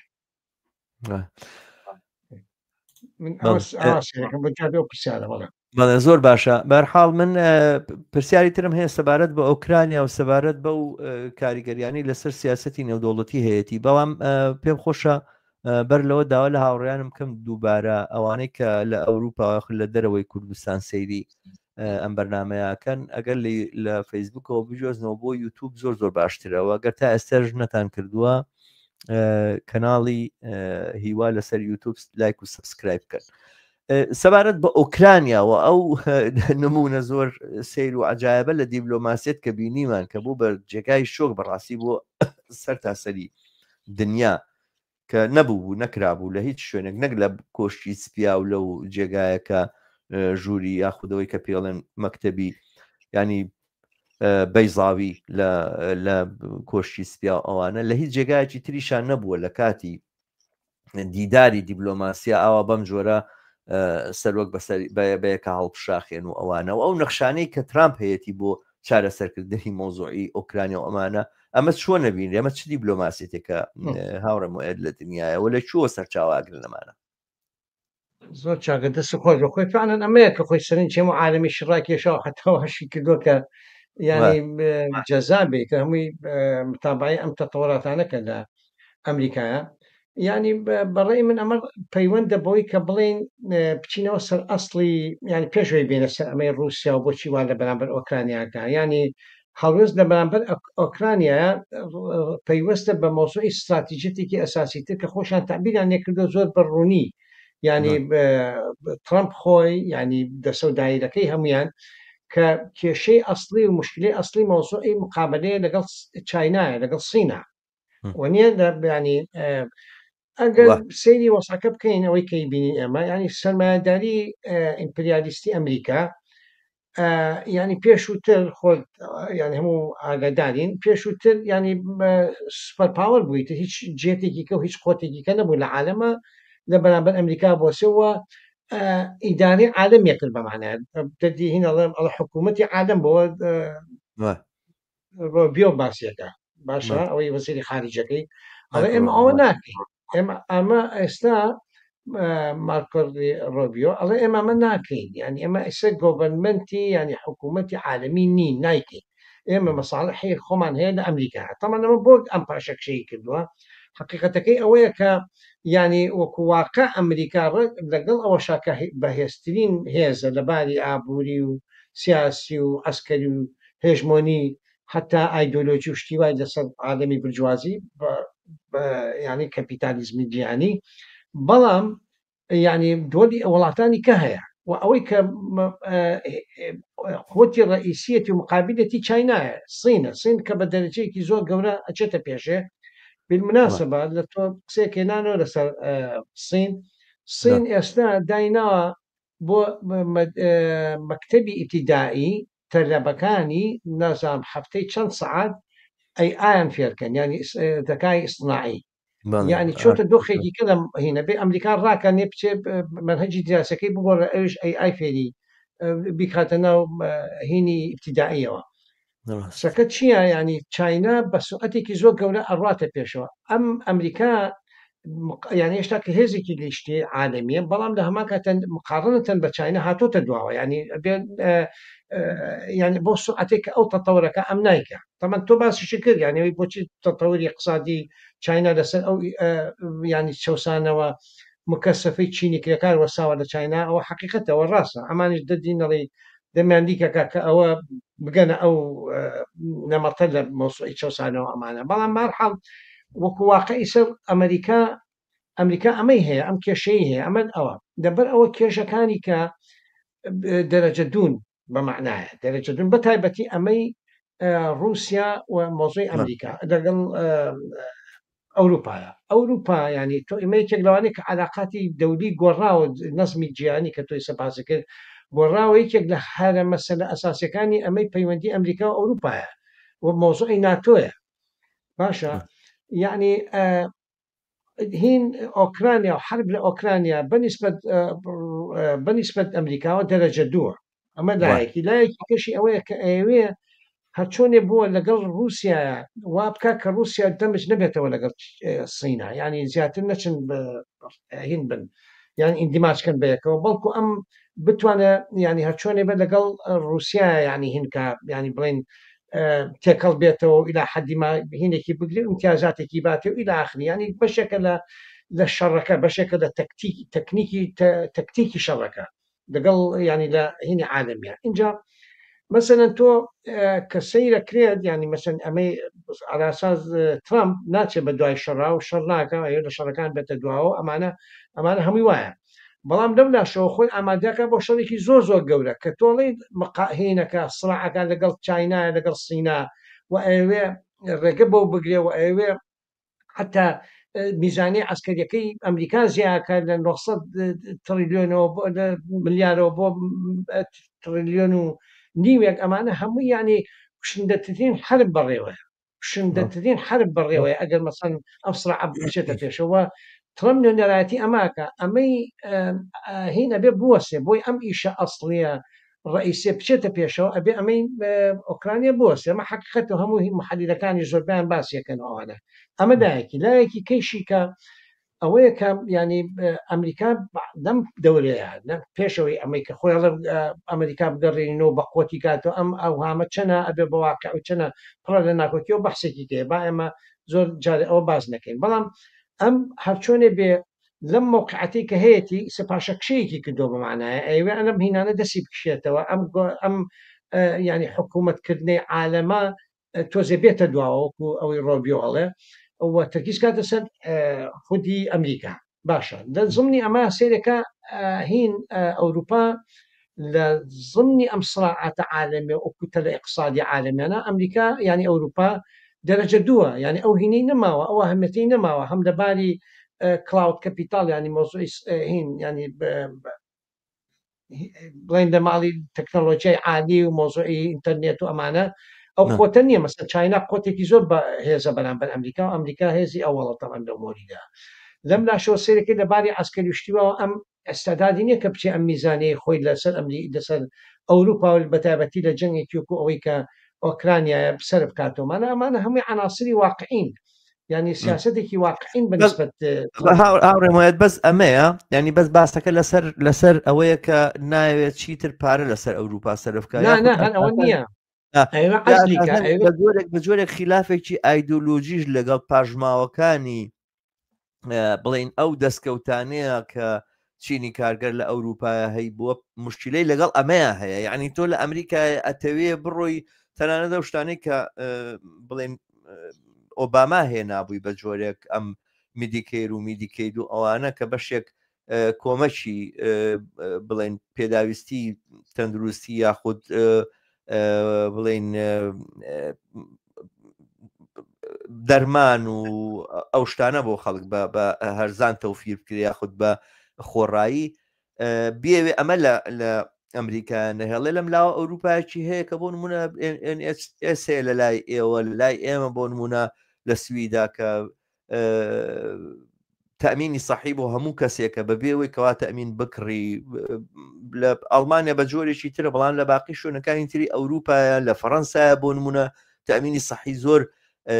یاخود بیمەی تەندروستی بۆ هەموو کەس هەیە ئەمانە بەشێک لەو شتانن کە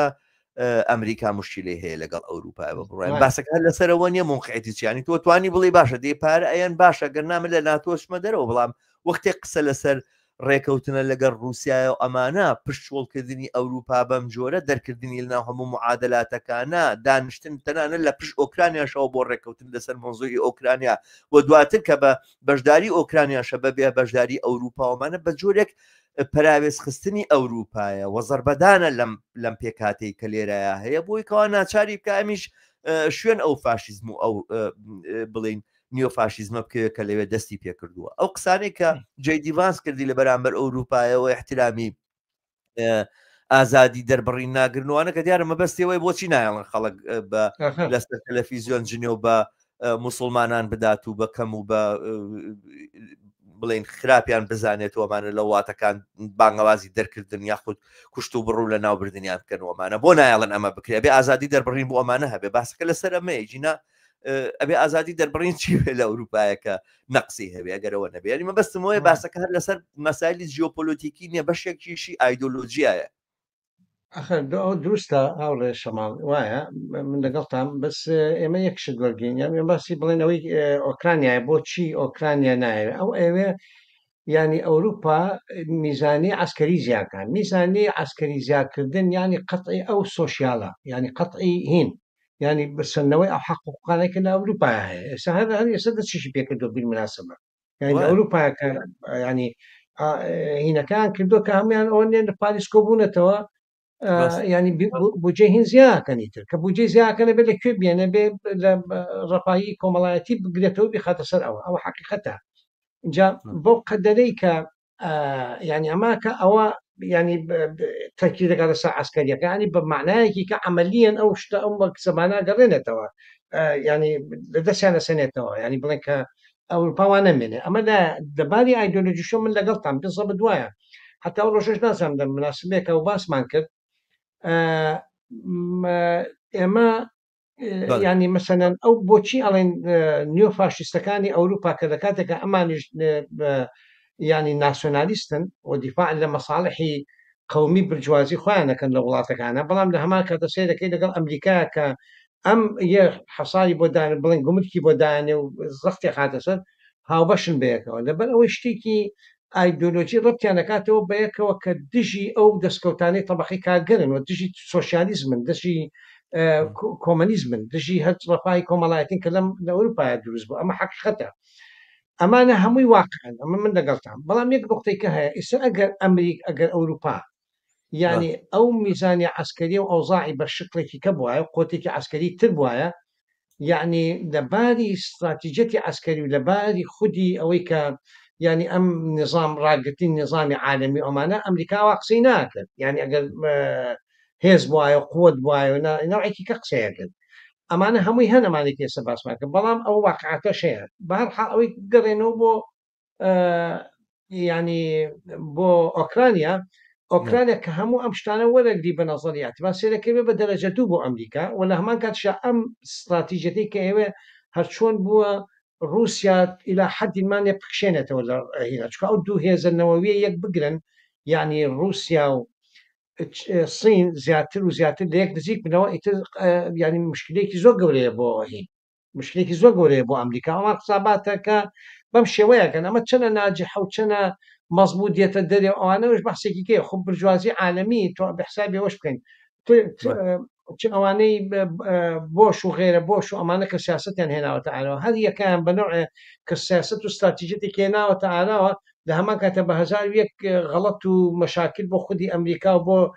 مەساڵحی عمومی بڵین سەرمایی ئیجتیماعی وڵاتەکان گەڕاوەتەوە ئەوەشی تایە ینی ئەمەش عینەشت ئەم احتمالانە هەمووی لە ئارانەوە نێ شتێکی پێرفێکت و هین هاتبێتە ئارەوە بەڵام ئەمڕۆ لەم لەحزەیە ینی ترامپ تعبیرە لەمە ترامپ و ئەم ینی ئەم موقعەتەی ئەمریکا لە بەرامبەر چاینا و کردنی چاینا و سڵع لەگەڵ سین بە محوەری ئەساسی و لە تحلیلی ئەخیرە جارێک کشانەوە لە دەوری عالەمی دەوربینینی پۆلیسی عالەمی بە موقەتیش بێت تەرکیزش کردە سەر منطقەی خۆیەوەی لە دوای ئەتوانین بینە سەری کە مەوزوعی سیاسەتی بۆچی لە بەرامبەر کەنەدایەوەیە بۆچی لە بەرامبەر پاناما و گرینلاند و ئەمانش هەمەش بەحسێکی کەیە کە لە منطقەی محیتی خۆیان جارێک خۆی بەهێزکە بۆ ئەوی جارێکی کە ئامادە بێتەوە بۆ بچێتە ئەم واقعاتی ئەم جەنگەوە کە لەگەڵ چاینایە بڕێوەیە ئەمەش نقطەیەکی تایە هاوڕێ یعنی لە نەتیجەی خودی تەتەوەری سەرمایه‌داری لە ماوەی دووسێ دەی ڕابردووە ینی کە مەسەن گلۆباڵایزیشن هەبووە کە نمووی سەرمایه‌داری عالەمی ڕوویاوە ئیتر بە حکمی تەتەوەری متەماینەوەی کە قانونێکە ینی لینین و هەمووی باسییان کردووە يعني سيركين الدولي كي يتعالى كما هندسان إلى حد ما برزبطو بريكس برزبطو عموما تشاينا بدرجة أساسية حتى روسيا جانان ما نبوي روسيا بقود ولا نتيجة أمناكو كيو أوضاع عانش بمعناها أما أنا هم يقر كوكي توا يعني أقل ما أنا هم كوكي توا سيركي يعني استراتيجيتك دبالي يعني حتى انعكاسي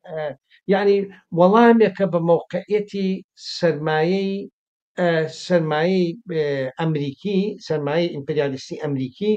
لەناو خودی تەتەوراتی سەرمایە عالەمیە وەڵامێکە پێی ینی بێکێکە لە وەڵامەکە ئەمەش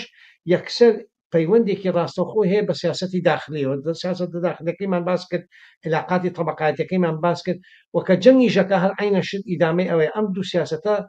ڕفتن بەیەکەوە ینی سیاسەتی دەرەوە و سیاسەتی ناوەوە ومن تصورك مدي فاشيتيش لعالمه يعني بو قدري كأم فاشيتي ترامب جيجيري بيتو اتوانا خوي تثبيت كات واتوانا ام دسكوتاني طبقي كاركر بقرينتو ام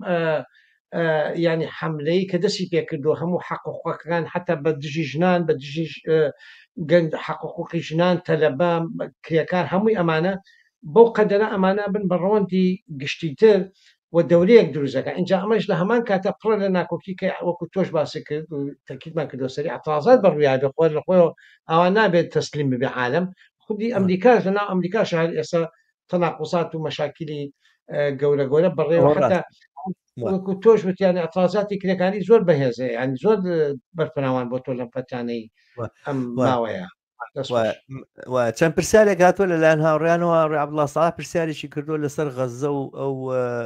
سیاسەتانەی ترامپ من پێم باشە ئەو بابەتە هەڵگرین بۆ بەرنامەی دووەممان بە تایبەتی کاریگەریەکانی ئەم سیاسەتانە لەسەر خۆرهەڵاتی ناوەڕاست لەسەر فەڵەستین لەسەر عێراق و ئێران و لەسەر کێشەی ئەوەی بڵین مەسەلەی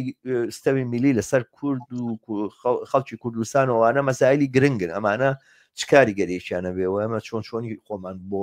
بارو ئەنجامەکانی بەرە ڕووکەینەوە ئەمە هەڵگرین بۆ بەرنامەی داهاتووە وڵانە بەرنمەیە ئەم پرسیارەی هاوڕێ عەبدوڵڵا هاتووە کە منیش بۆ خۆم پرسیارێکم بۆ دروست بوو بەڕاستی سەبارەت بە ناتۆ ینی هاوڕێ عەبدوڵڵا ئایا پێتان وایە ناتۆ لە ماوەی حکومڕانی ترامپ بەرەو بنبەست ئەچێەوە ناتۆیەکی ئەوروپی سەرهەڵدا بەبێ ئەمریکا لە بەرامبەر رووسیا لە ڕاستی ئەمەیشێکە لە ئەگەرەکان کە باسەکرێ ئەوەی کە ئێستا زۆر بەرجەستە و دیارە ئەوەیە کە ئەمریکا ناوێت لە ناتۆیا بێ ینی مەسەلەکە لەوەیان نییە کە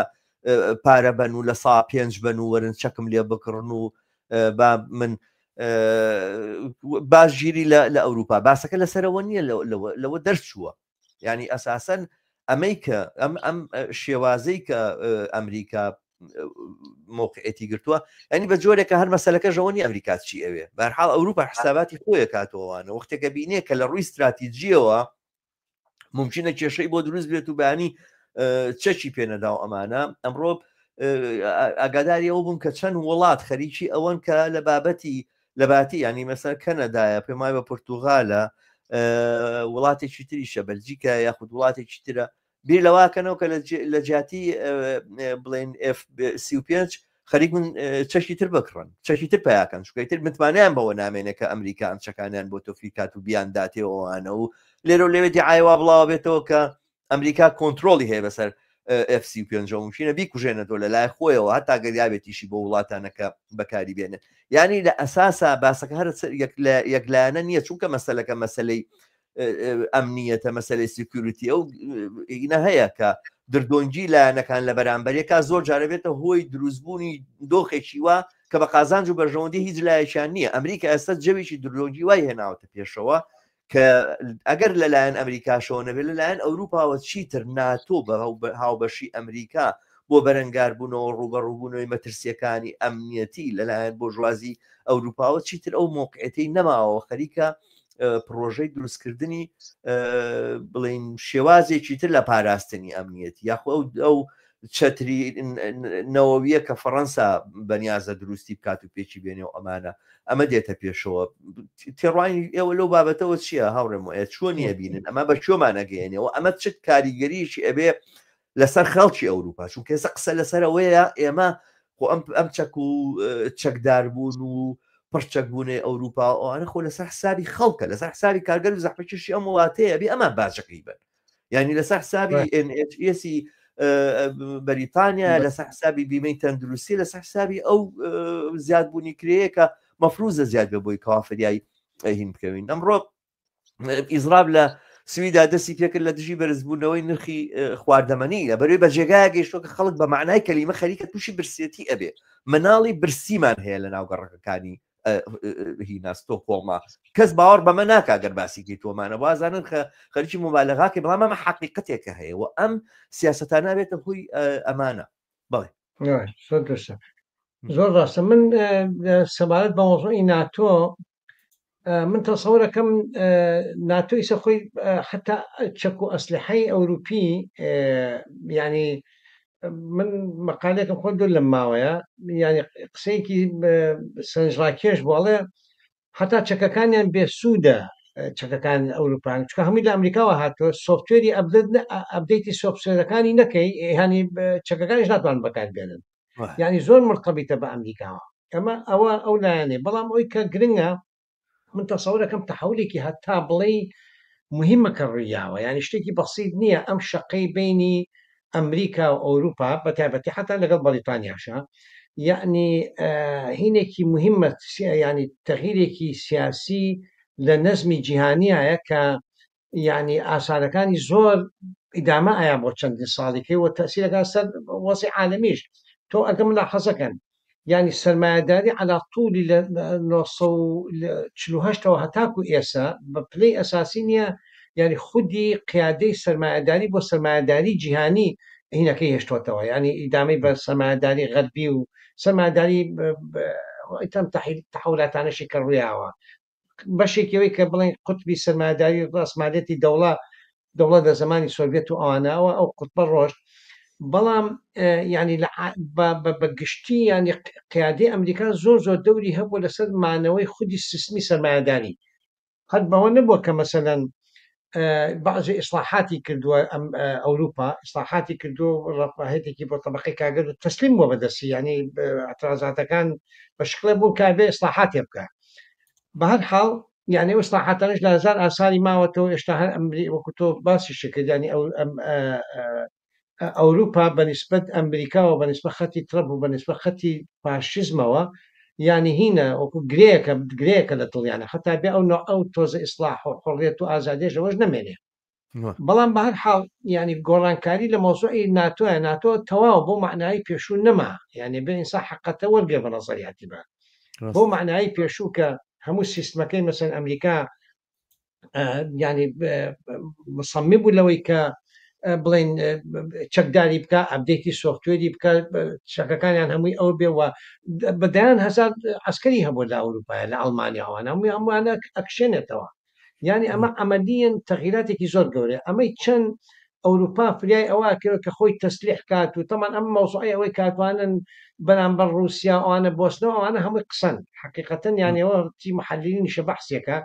هیچ ئیمکانێتێکی ئەویان نییە کە بوەستنەوە بەرامبەر رووسیا و بڵین حتا هێزی چەکداری بڵێن ئەوە نێ سلم ڕاگرتن و ئەمانەوە ینی خەڵەتاندنەوە حاصل خۆیان تۆزێ بەقۆ دەکەن شتەکە ڕۆشتووە نەماوە ینی بڵێن ناتۆ بە معنایە ئەو کاریگەریە ینی بەشێک بوو لە وەسعێکی جیهانی تر ئەو وەسع جیهانی کە بگۆڕێ ئەمیشە گۆڕێت یانەوە تەکەتولێکی عسکەری بووە ڕەنگە ئەشکالی مختلف بەخۆی بینێ مناڵم بە تەواوی کۆتایی هاتووە هەموو شتێک و تەناقزاتی کۆمەڵگەی ئەمڕۆی سەرمایهداری دنیا ئەم سڵاعاتانە زۆر لەوە واوەترن شتێکە زۆر بە سابیتی بمێنێتەوە بەڵام ئێستا و لەم لەحزایە و بەم ڕەوەندانەی کە تا ئێستا هاتووە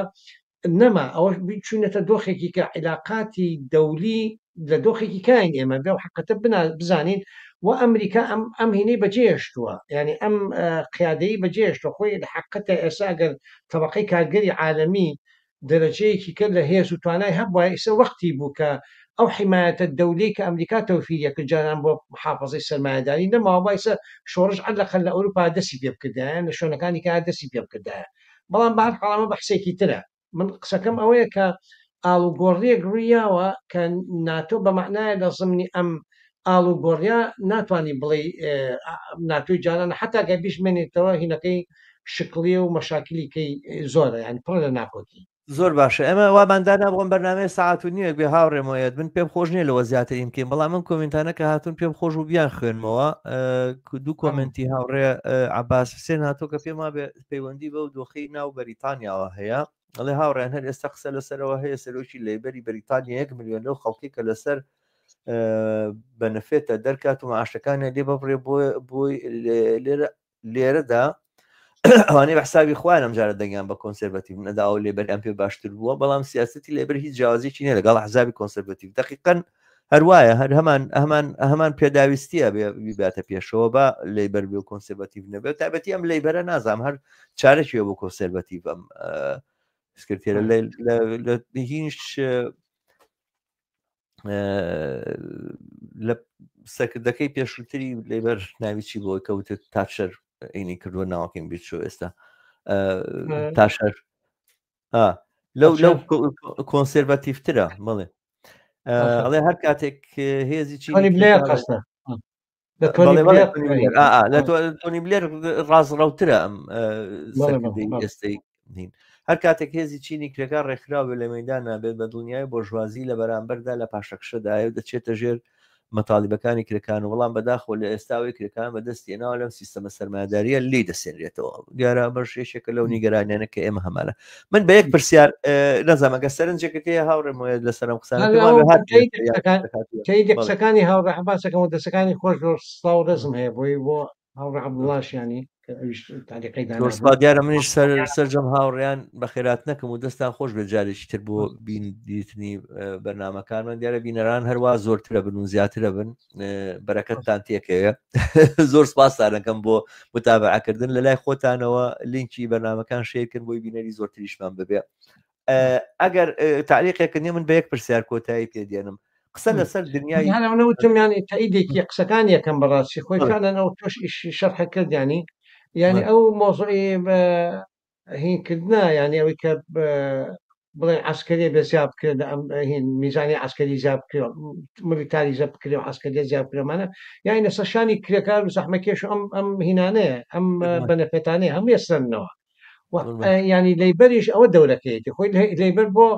هەوا شازای تۆم لا حەزە کرد من وەکو پێشتر وتم یعنی بەزێ شت کە تاشریش نەیکرد بوو تۆنی بلێر کردی ئەمە شەقی نەشتا ئەم خەتی توێنی بلێریش ئەمەی ستانمەریش بە خەتی تۆنی بلێر و خەتێکی ڕەچقی و یەمینیە لە ناو حیزبی کرێکانانە و بارحاڵ بەو ئیتیجایە ئەڕواوە من سەکانی دووەمیشی هەر ینی هاوڕایم لەگەڵیان زۆر چاکە بەس من بە پرسیارە کۆتایی بێنم بەم بەشە دیارە لە بەرنامەی داهاتوە کە وابزانام اتفاقمان کرد کە ڕۆژی چوارشەمە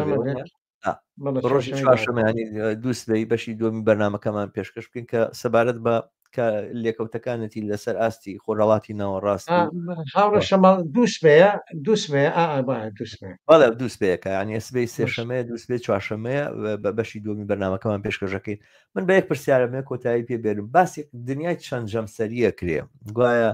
لێک جەمسەری ترازاین و ئێستا خەریکە چەند جەمسەری یاخود دوو جەمسەری پێک دێوانە پێ وایە هاوڕێمەیە ئەمە پێشکەوتنیەکە زۆر کەس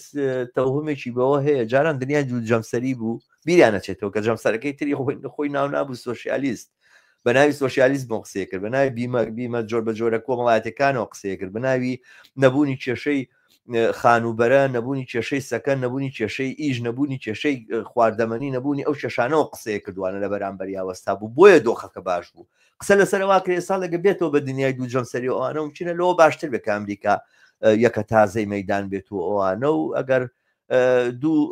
عەسابە لە گەڕەکەمانە باشترە لە عەسابەیەک ڕاستە ئەمە بەڕێی من ڕاست نییە ینی زۆر بە بەسیتی ینی ئەو دوو قوتبێ ینی احتیوای اعتراضی اجتماعی و سەوری ئەزانی کەسەی تاریخی دنیاکە مەسەن کە بوو بە دوو قوتبی بەعکسەوە چی حرەکاتی اعتراضی و اجتماعی بوو هەمووی کەوتە بینی هینی دوو قوتبەکەەوە یعنی ینی ئەزانیەوە زۆر مشکلەیە ئەو شێوە بیرکردنەوە تەمەندا کە وەختێ ئۆکرانیا گیرا لەلایەن رووسیاوە بەشێک لە چەپەکانی ناو شەرقی ئەوسەد دیفاعیانەوەکە کە رووسیا هینە ینی رووسیا کوچم لە مادام بە دژی ئەمریکا ئەوەسێتەوە ئەو بە دژی حلفی ناتۆوە ساوەتەوە ئەمانی زەنە بێتە ئیدیکەین ینی تۆ تەسەوری کە تاو ئاستەکە رووسایەکی ئاوا دیکتاتۆر و ئۆلیگارشی و ینی عسابە و مافیا ئەمە رووسیا پاشستە طبعا پاشستە ئەوەی کە لایکەوە مەسە مۆزۆی دوو قوتبی قەت وەڵام نییە بە مۆزۆی سڵاعێکی طبقایەتی سیاسی کە لە سەر تاسەری عالەما هینە هەموو ئێستەقطابوون جارێکی احتیوای ئەو حرەکەتەیە لە ئیطاراتی لە چوارچێوەی ناسیۆنالیزم و دەوڵەتی خۆت و دەوڵەتی ئەم قوتبە و کوتەلی ئابووری معەن و حتا مەسن دوو ڕۆژێکەکەم مەسن بۆ نمونە وڵاتانێکی ئەوروپایی این شەرقەوسەتی دروست بێ هینێکی شەرقەوسەتی یاخۆ بڵێن جنوب شەرق ئاسیا ئەمانە هیچی بەعکسەوە عایقە لە بەردەم پەرەسەندنی یعنی خەباتی سیاسی طبقایەتی چینی کرەکە لە سەرانسەری دنیاە ئەوە ئەو نقطەی ئینسانە بە وەریگرێ بە نەزەر اعتبار